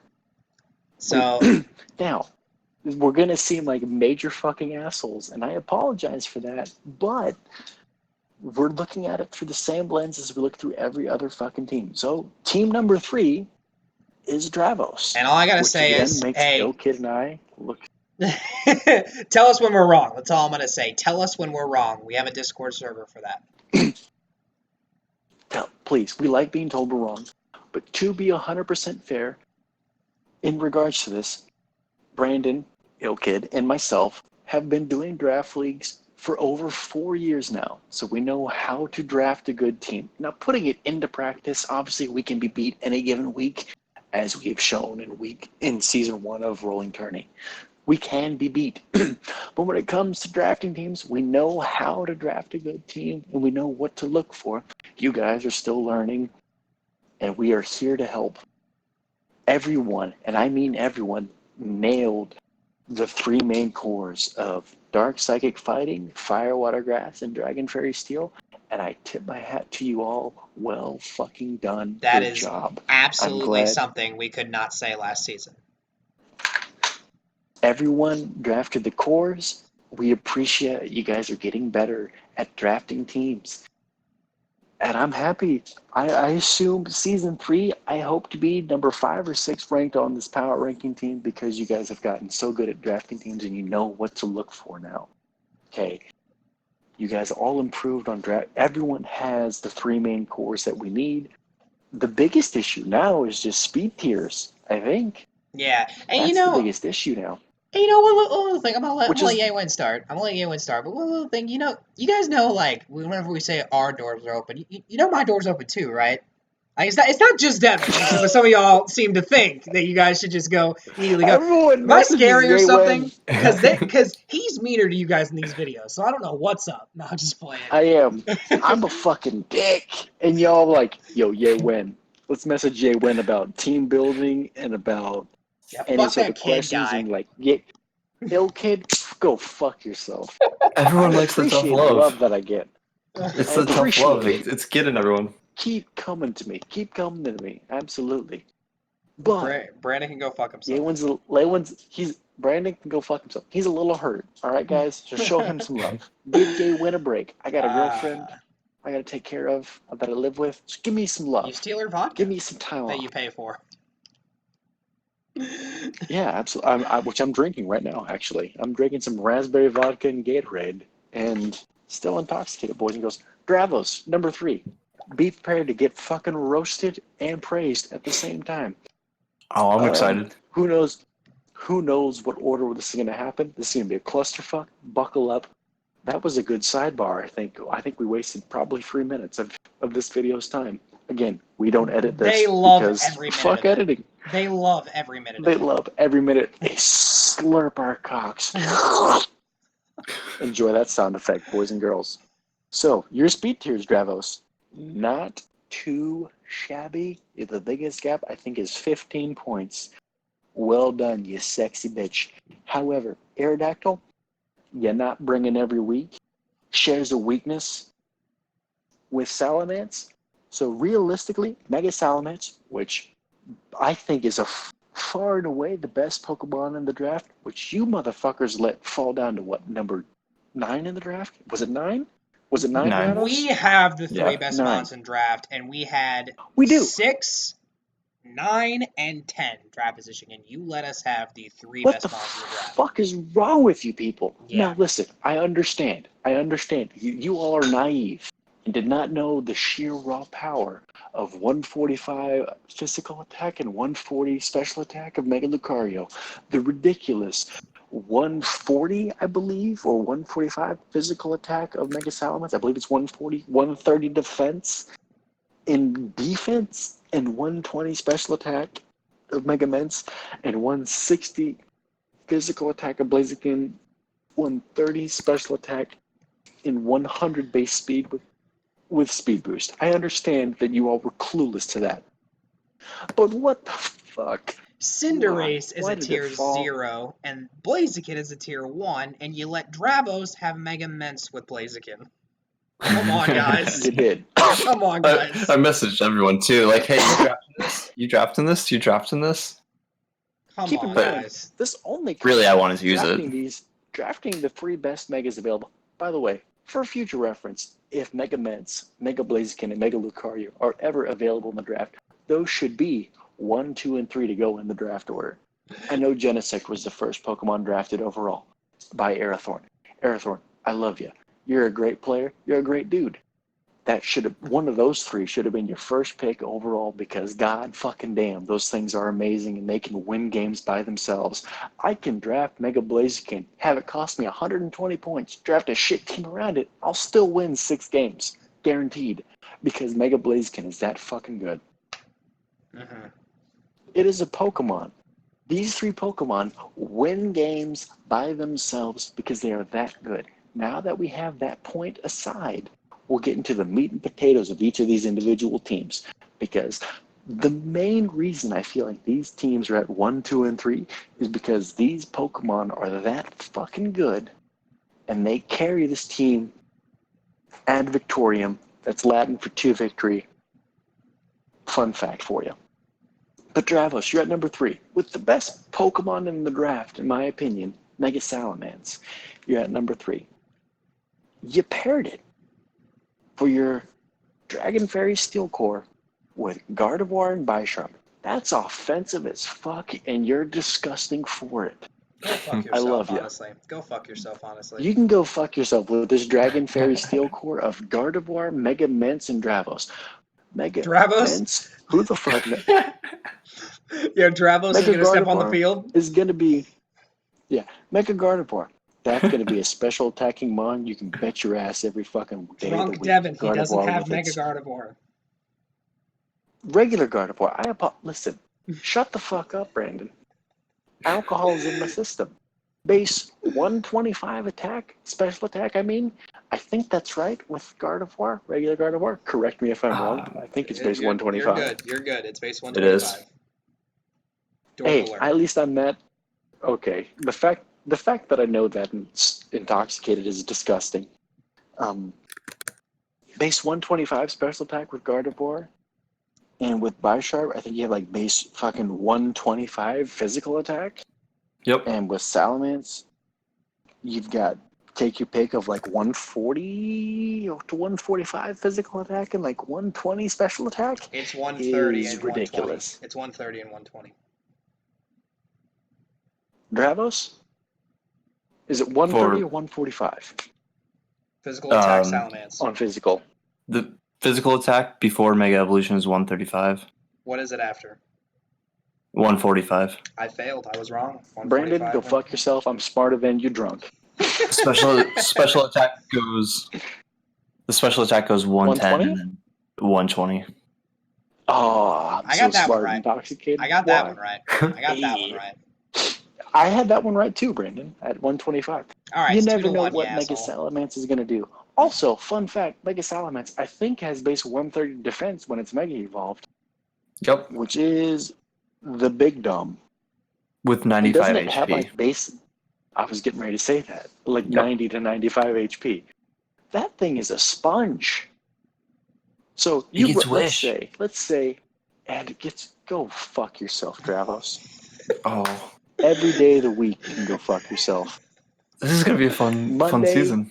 Tuesday, Wednesday, Thursday, Friday, you can go fuck yourself with a 10-inch dildo. Saturday and Sunday, 12-inch dildo, go fuck yourself with a vibrator. See if I give a shit. No, do it. Go fuck yourself. That thing is dumb. Run that thing defensive with max HP, max defense, and run it Dragon Dance, bro, dog. See if we give a shit. We will, because we can't break that. You're not breaking that thing, especially with the fucking bulk that he built around it. Like, Aerodactyl, great at setting hazards. Bisharp doesn't want to run Stealth Rocks, but with as offensive as Mega Salamence is, I guess you can run rocks on that fucker. Swampert, you can always run rocks on, and you're always going to run rocks on. So you have some decent Stealth Rockers there. I'm going to give you credit there. Hazard removal, and keep in mind, this is where the nitpicking begins. Okay, Aerial, Salamence, Cryo, and technically, Blaziken gets Defog. Technically speaking, Cryo gets Rapid Spin. Terrific. Terrible Pokemon. Terrific utility. But Blaziken does get Defog. Now, if you run Defog on regular Blaziken, I'm punching you in the penis. I'm just going to let you know that right now. I'm punching you square in the penis for disrespecting good old Colonel Sanders' chicken biscuit. I love Blaziken. I would never disrespect it. Wendy Wu. Wendy Wu, the homecoming warrior. It's a shout out for those of you who watched that movie when it came out on DCOM. Your Firewater Grass Core, absolutely disgusting. Of the starter core of Blaziken with Speed Boost, mind you, Rillaboom with Grassy Terrain, and Swampert, which is gross. Swampert, yes, Swampert is a ground type. Loves clicking Earthquake with that base 115 attack stat, but guess what? It likes doing a bit more. 110 attack stat. Guess what it likes doing a bit more? Running Scald, Toxic, Earth Power, and Stealth Rock. So more often than not, I think you're using that base 85-ish special attack set more often than not. So you're not really being hindered by that Rillaboom's Grassy Surge to give a bit more freedom to Blaziken. You're giving a lot of freedom to Blaziken, being able to eat those Earthquakes a bit more and for Blaziken and Muck. Muck, by the way, good defensive mod. Also, fun fact, got 3 kills week 1. I'm not using this for the power rankings, but it got 3 kills week 1 with base 105 and its physical offensive stats. You can run it with an Assault Vest. Not as well as a Alolan Muck, but you can run it with an Assault Vest. Hey, did you guys know, but did you guys know that Rillaboom and Muck get slower when they Mega Evolve? Rillaboom? Yeah, I'm Does looking at not the Mega Evolve. I'm looking at the pre-mega speed here, and it says 95 to 85. I guess it gets slower when it mega evolves. Oh, I fucked up somewhere. Monk 2 there. You see how it's I 85 tried. before it mega evolves and it becomes 15? It's really weird, isn't it?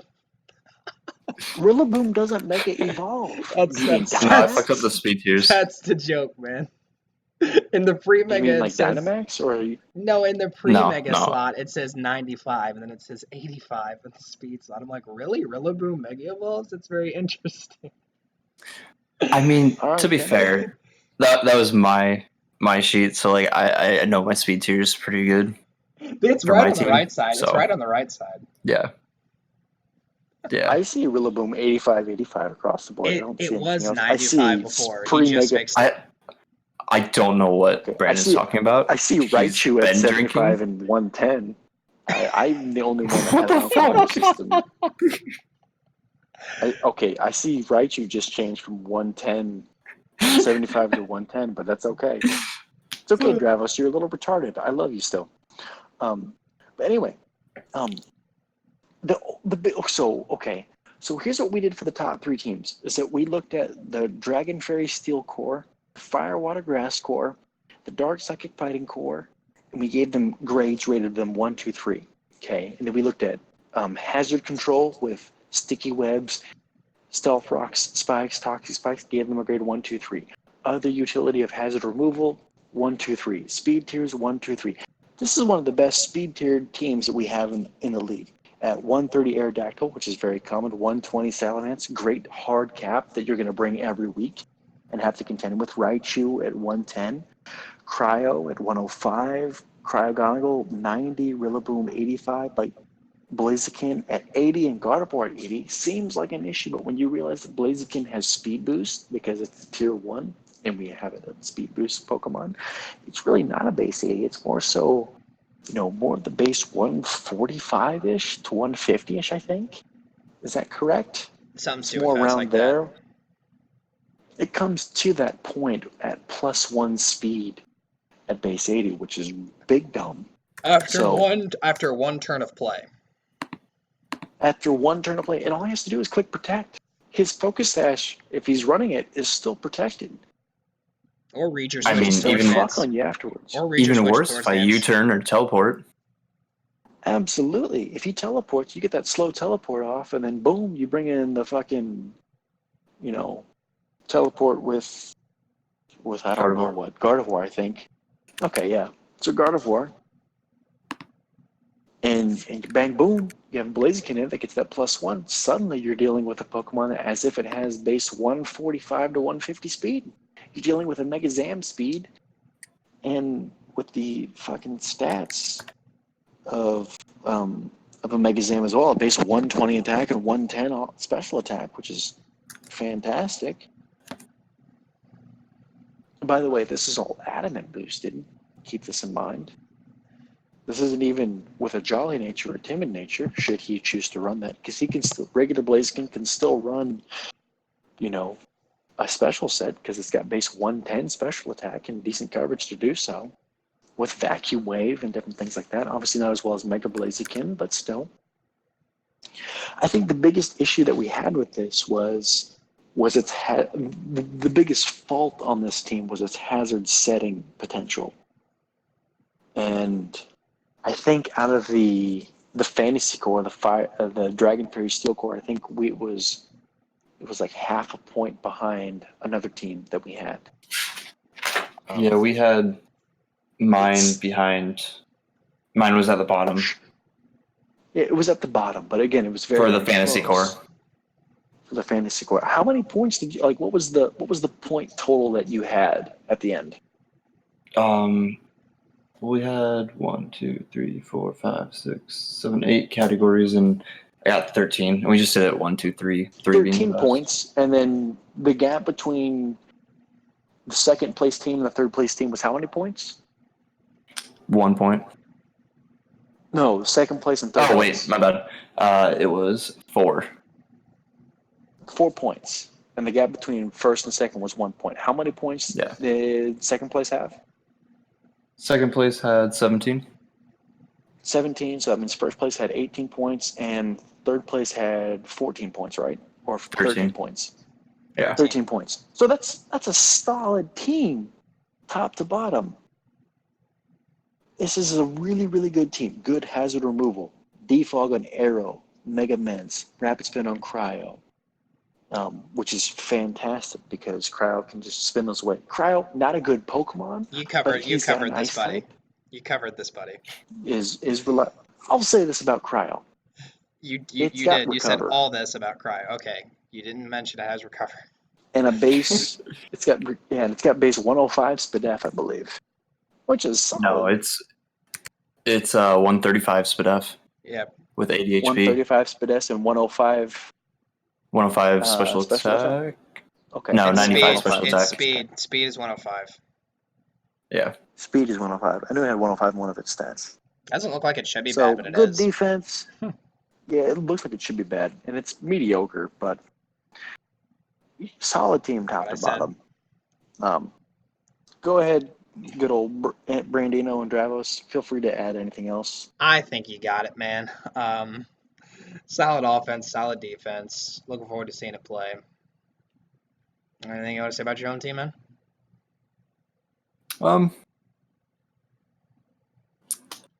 I definitely think hazards is my biggest weakness. Yep. It's the first thing he comments on is his weaknesses, bro. Yeah, removing it. It's definitely the main difference. Like removing hazards, I have a much harder time. But all I need to do is get up some hazards, and then I'm going to be watching for you to defog because I got Defiant Bisharp ready to come in. There we go. That's what I wanted to hear. Yep. Good shit. All right, I was hoping somebody would mention it. Dope Snufficus, as I would say. All right, Brandy, no, go ahead. Number 2.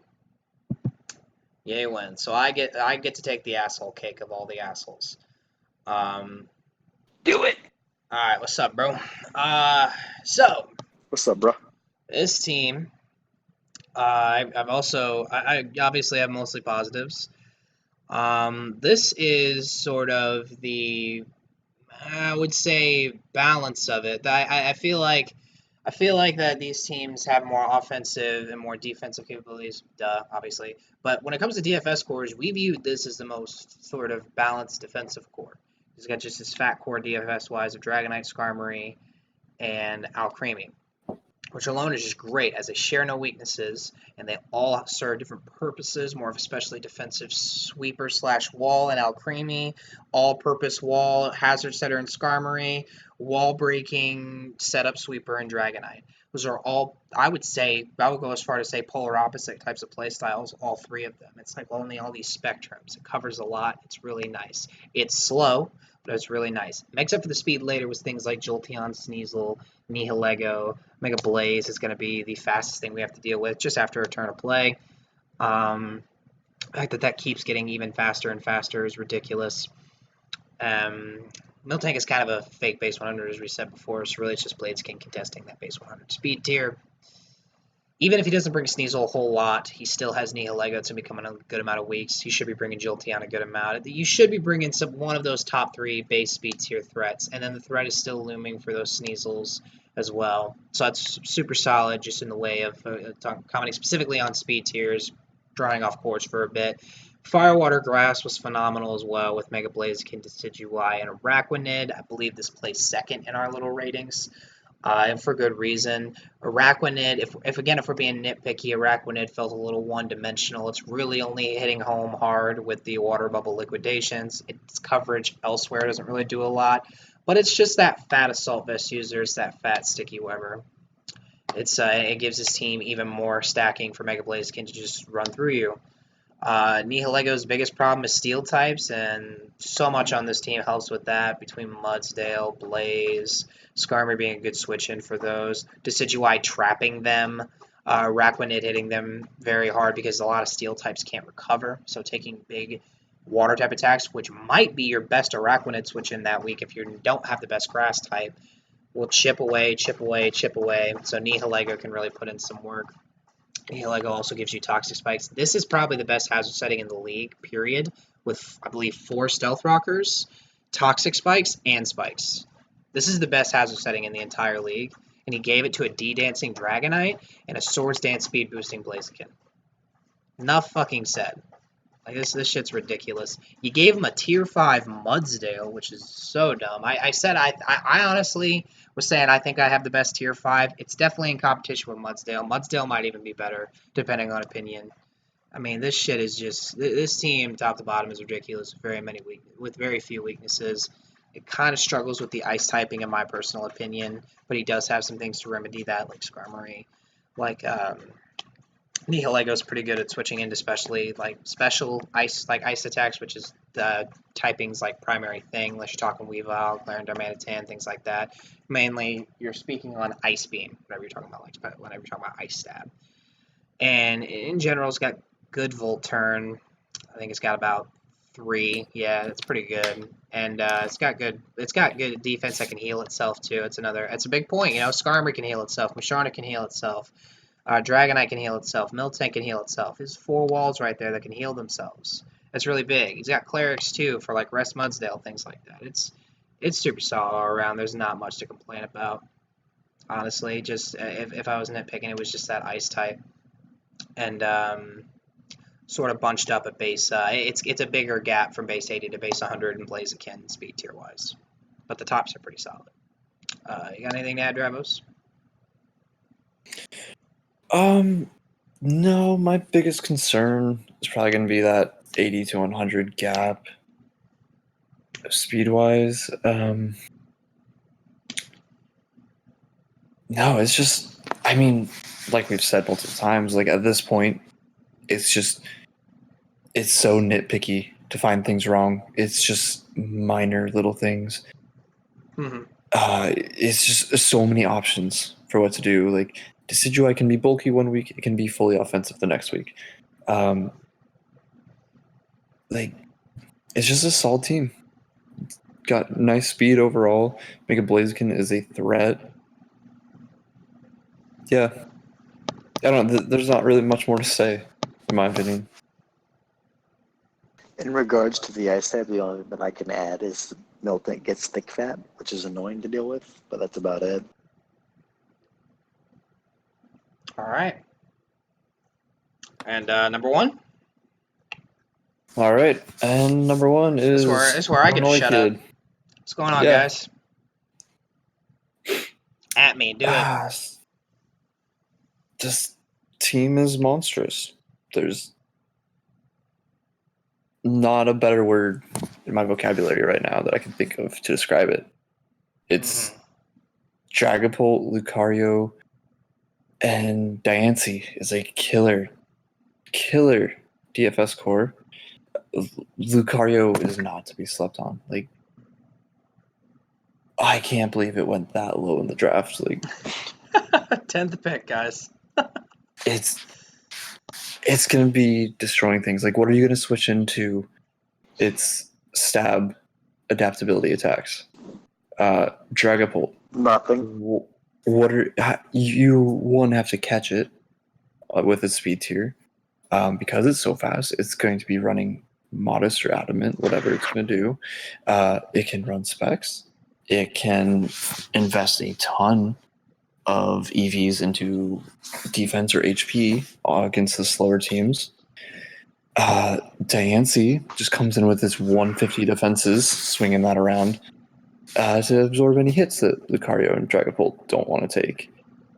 You got Arcanine, Suicune, Serena. That's a stupidly annoying Firewater Grass core. Arcanine teleports now on top of that. So you're gonna try and bring in your answer and it's gonna say goodbye.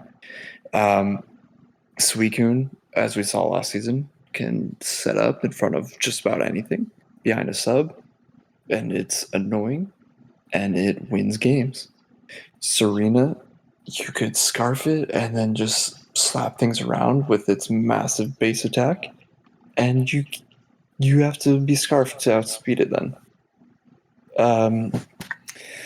And then you got Alolan Muck, Mesprit, and Lucario. Alolan Muck and Mesprit I love together. Muck is only weak to ground, so you bring in a Levitate Mon. Mesprit's weak to Dark and Ghost, Bug, Alolan Muck. I think it resists all that. It Or actually it's only not resist, resists it's one. one of the It's two. just it actually only resists one. It's neutral to the Oh, rest. really? But again, like the Shadow Ball Yeah. spams, the Dark Pulse spams. Muck's got you. Yeah. Actually, And on no, it top is a of Ghost that, for the Resist. Shadow Ball, you got I'm wrong. It is a Look Ghost Resist. so it's solid. It's just so much offense packed into this team with just insane bulk around it. Like I haven't even began to talk about Gliscor. Like Gliscor's a monster. Like there's just so much going right here. The speed tier's pretty nice. It looks like there's a big gap between Dragapult and Lucario, but it's And there is.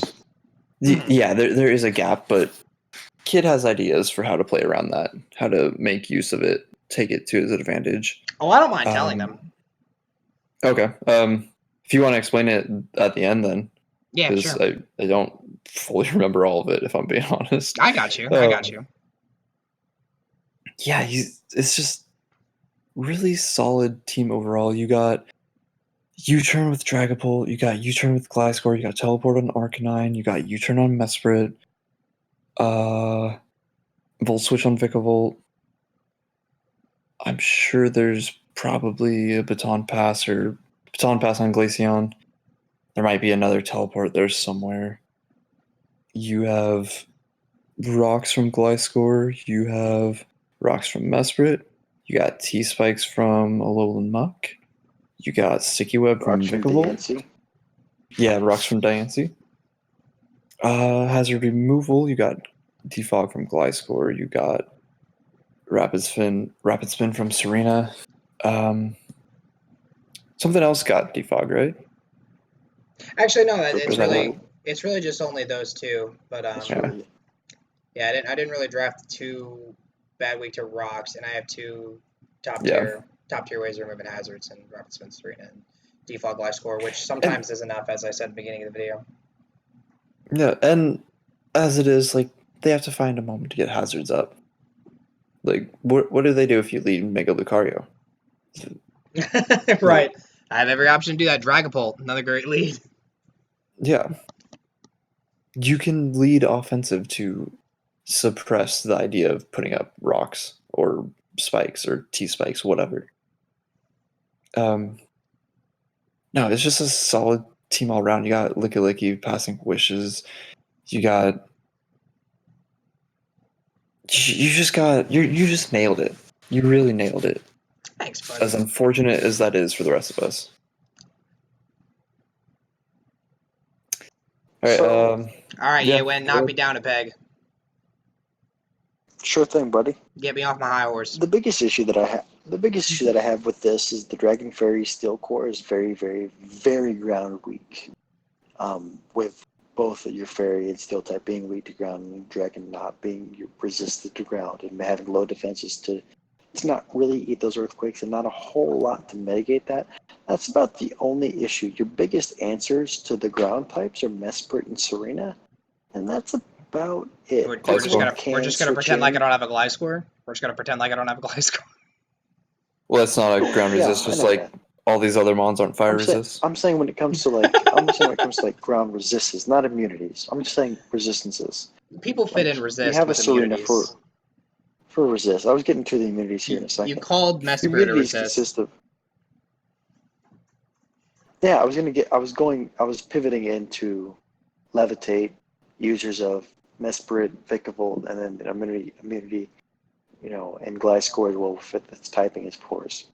So it puts a bit of a heavier burden on Gliscor, Mesprit, and Vikavolt, one of which is weak to Stone Edge. The other two don't necessarily want to take Stone Edges. I know they're not necessarily weak to them, but they don't necessarily want to take them. Gliscor being your best answer to Stone Edge there, out of the three, when it comes to Stone Edge and the Earthquake. But that's about it. When it comes to Defog and Rapid Spin, you've got Defog, Gliscor, and Rapid Spin Serena. So hazard stacking can be a problem on this team, but that's about it again. Your I drafted DFS core Vigavolt is thinking it got solid. defogged. I drafted Vigavolt thinking it got defogged, so it's my fault. Yeah, that's fine. It gets levitate though, so it's not affected by hazards, which it's the ground hazards of spikes, T spikes, and sticky webs, which is nice, but it does take that 25% or 24% depending on your HP investment from stealth rock, which is a big problem. Can be a big problem from time to time. But outside of that, this is a very solid team top to bottom. You've got good ways of getting rid of the hazards that you don't want and setting up your own in the very next turn with glass core clicking stealth procs and you turning out the turn after that. Should you need to or have the opportunity to. A good resistance, obviously, or rather immunity with Mega Lucario and Gliscor on the end Alola Muck when it comes to people clicking Toxic. Cleric-wise, you have a Glaceon and Deancey with both get Heal Bell and have no issue running Heal Bell. And I think Serena probably gets her own aromatherapy as well. Good Volt turn. I don't think it does. Fire, Water, Grass, Score. It does. Oh, cool. Serena It does gets get it. Yeah. aromatherapy? Yeah, I thought so. I'm I not didn't dumb. think so. I am dumb. Good shit. I'm not. Yeah, you are. That's okay. I still love you. So good cores, good speed tiers. Well, I guess out of our speed tiers, it is the worst, but it's still decent. It's spread out, but it's spread out when it comes nicely to towards the end. Spread out for sure. Dragapult to Lucario is a problem that you're going to have to deal with. And again, no team is flawless. This team does have its problems, but out of them, it does have the fewest problems and are covered well the best, I think. We all think anyway. So, solid team, top to bottom. Could do better on the ice type with Glaceon. Yeah, you have 130 special attack, but outside of that, pretty, which can be a problem to deal with for those who aren't prepared for it. But I think the biggest issues are Dragapult, Mega Lucario, and Deancey all not being susceptible to earthquake spam and not having a really good way to mitigate that outside of Gliscor and outright immunities with Mesprit. Serena resisting is nice as well, but it doesn't necessarily want to take like Earth powers per se. Even though it does resist it, it doesn't necessarily have the best special defense. And Bolt Beam weak is always a problem on most teams. This team is no exception to that. So Freeze Dry is also something that surprisingly this team is weak to. Just the move Freeze Dry itself. Just kind of amusing. So if you have Freeze Dry, feel free to bring it against this team. You should have a field day with that. Just be smart about it, obviously. But yeah. Because I have a lot of switch-ins. All right, so I guess I'll mention the Dragapult thing really fast. I think everybody agrees that speed tiers are meant to force speed-positive natures. You want to make that opponent run timid, jolly. You don't want them just running a bunch of modest adamants, making it harder for you to prep for, harder for you to switch into, right? Let's say that's what we all have. Mega Lucario caps out at 355. Dragapult, it's way higher than that. I understand that. So the philosophy I had with this at first is Dragapult's modest and adamant calcs are 383. That makes it between when you are base 126 and above, you have to run Timid or Jolly to contest with that 384. Or 383, sorry. You have to. Because if you let me run adamant on you for free, that's going to be a problem more for you than it is for me. Now, if you were to be like 120, say, maybe a Weavile at 125. Nah, it's not good because it's over 124. Say, go back to Dugtrio. Tornadus is a good example, actually. Tornadus at 375. You can just outspeed my Lucario and not care about my Dragapult because you know you're never going to outspeed it, and then run all that bulk, or even run a Choice Scarf, so you guarantee outspeed my Dragapult. There isn't a whole lot I can do about that, especially the Choice Scarf aspect. There's just not a whole lot I can do about that. You're going to outspeed my entire team on initial hit with that Tornadus set that I just specifically said.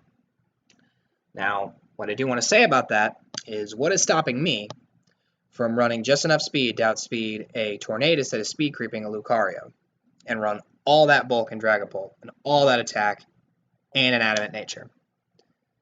Now, That's just it, right? You don't want this guessing game when you're prepping on either side. So that's why I kind of call it a double-edged sword. It's an advantage for me that I get to run Adamant and Modest Dragapult as much as I get to do, but it is also a disadvantage for me because I am dealing with more bulkier pokes and pokes that might even likely be doing more damage to me, depending on their nature. So it's a bit of a nature game. It's a lot safer. I was going to draft Talonflame. It's a lot safer to have something like a Talonflame, but that's something I have to make work on a week-to-week basis. But at least the weakness is also weakness for you. A good example of this is actually Rabombi, which can hit Lucario and Dragapult very, very hard. Shakro, take notes. Can run, obviously, a timid nature, but still only have to invest like 160 speed EVs. Can put 252 into special offense and then put the rest in the bulk, so I can take those hits better. Rabombi's weak as piss. I'll just go to Arcanine. I understand that. I'm just saying. I know. It's a good example. It really is. And guys, that'll do it for our Season 2 Rolling 30 Power Rankings. Probably clocking in at about 2 hours here, but we really hope you guys enjoyed the video. Probably. Dravos, thank you so much for joining us. It definitely was Thanks a for lot of having fun me. having you. Absolutely. Yeah, It was fun. we're definitely looking to do sort of the same similar stuff we're doing. Expect a mid-season video, and I know we promised that we would give you guys bad matchups. So if you go back to that DM conversation, DM Dravos, Yewin, or myself, and say, hey, what's a good example of a team I match up for against? And what can I do with the current team I have to beat that bad matchup? And we'll be more than happy to walk you through it individually if that's what you'd like us to do. We can even run some mocks for you if that's your flavor. If not, we understand. Not everybody's into mocks. But I guess that'll be about it. I have been the kid that lives in Illinois. It is my friend Dravos and my friend Yewin. And we What's up, are bitch? signing out. It is like so late for us, and we're probably going to go to bed after this. So It's 6:30 in the morning for me, and I haven't slept. I'm highly intoxicated. 5:30 So over here, and 4:30 for him, I believe. It's 3:30 for me, West Oh, Coast. damn, West Coast. Okay. Thanks so much for watching, guys. Take it easy. And I almost forgot the saying. Before I close out of this video. Feel free. We have a Discord server to comment what you think. If you disagree with us, if you agree with us, if you disagree with us, please let us know. We will be more than happy to tell you that you are wrong. Thanks so much for watching, guys. absolutely. Take it easy. Bye-bye.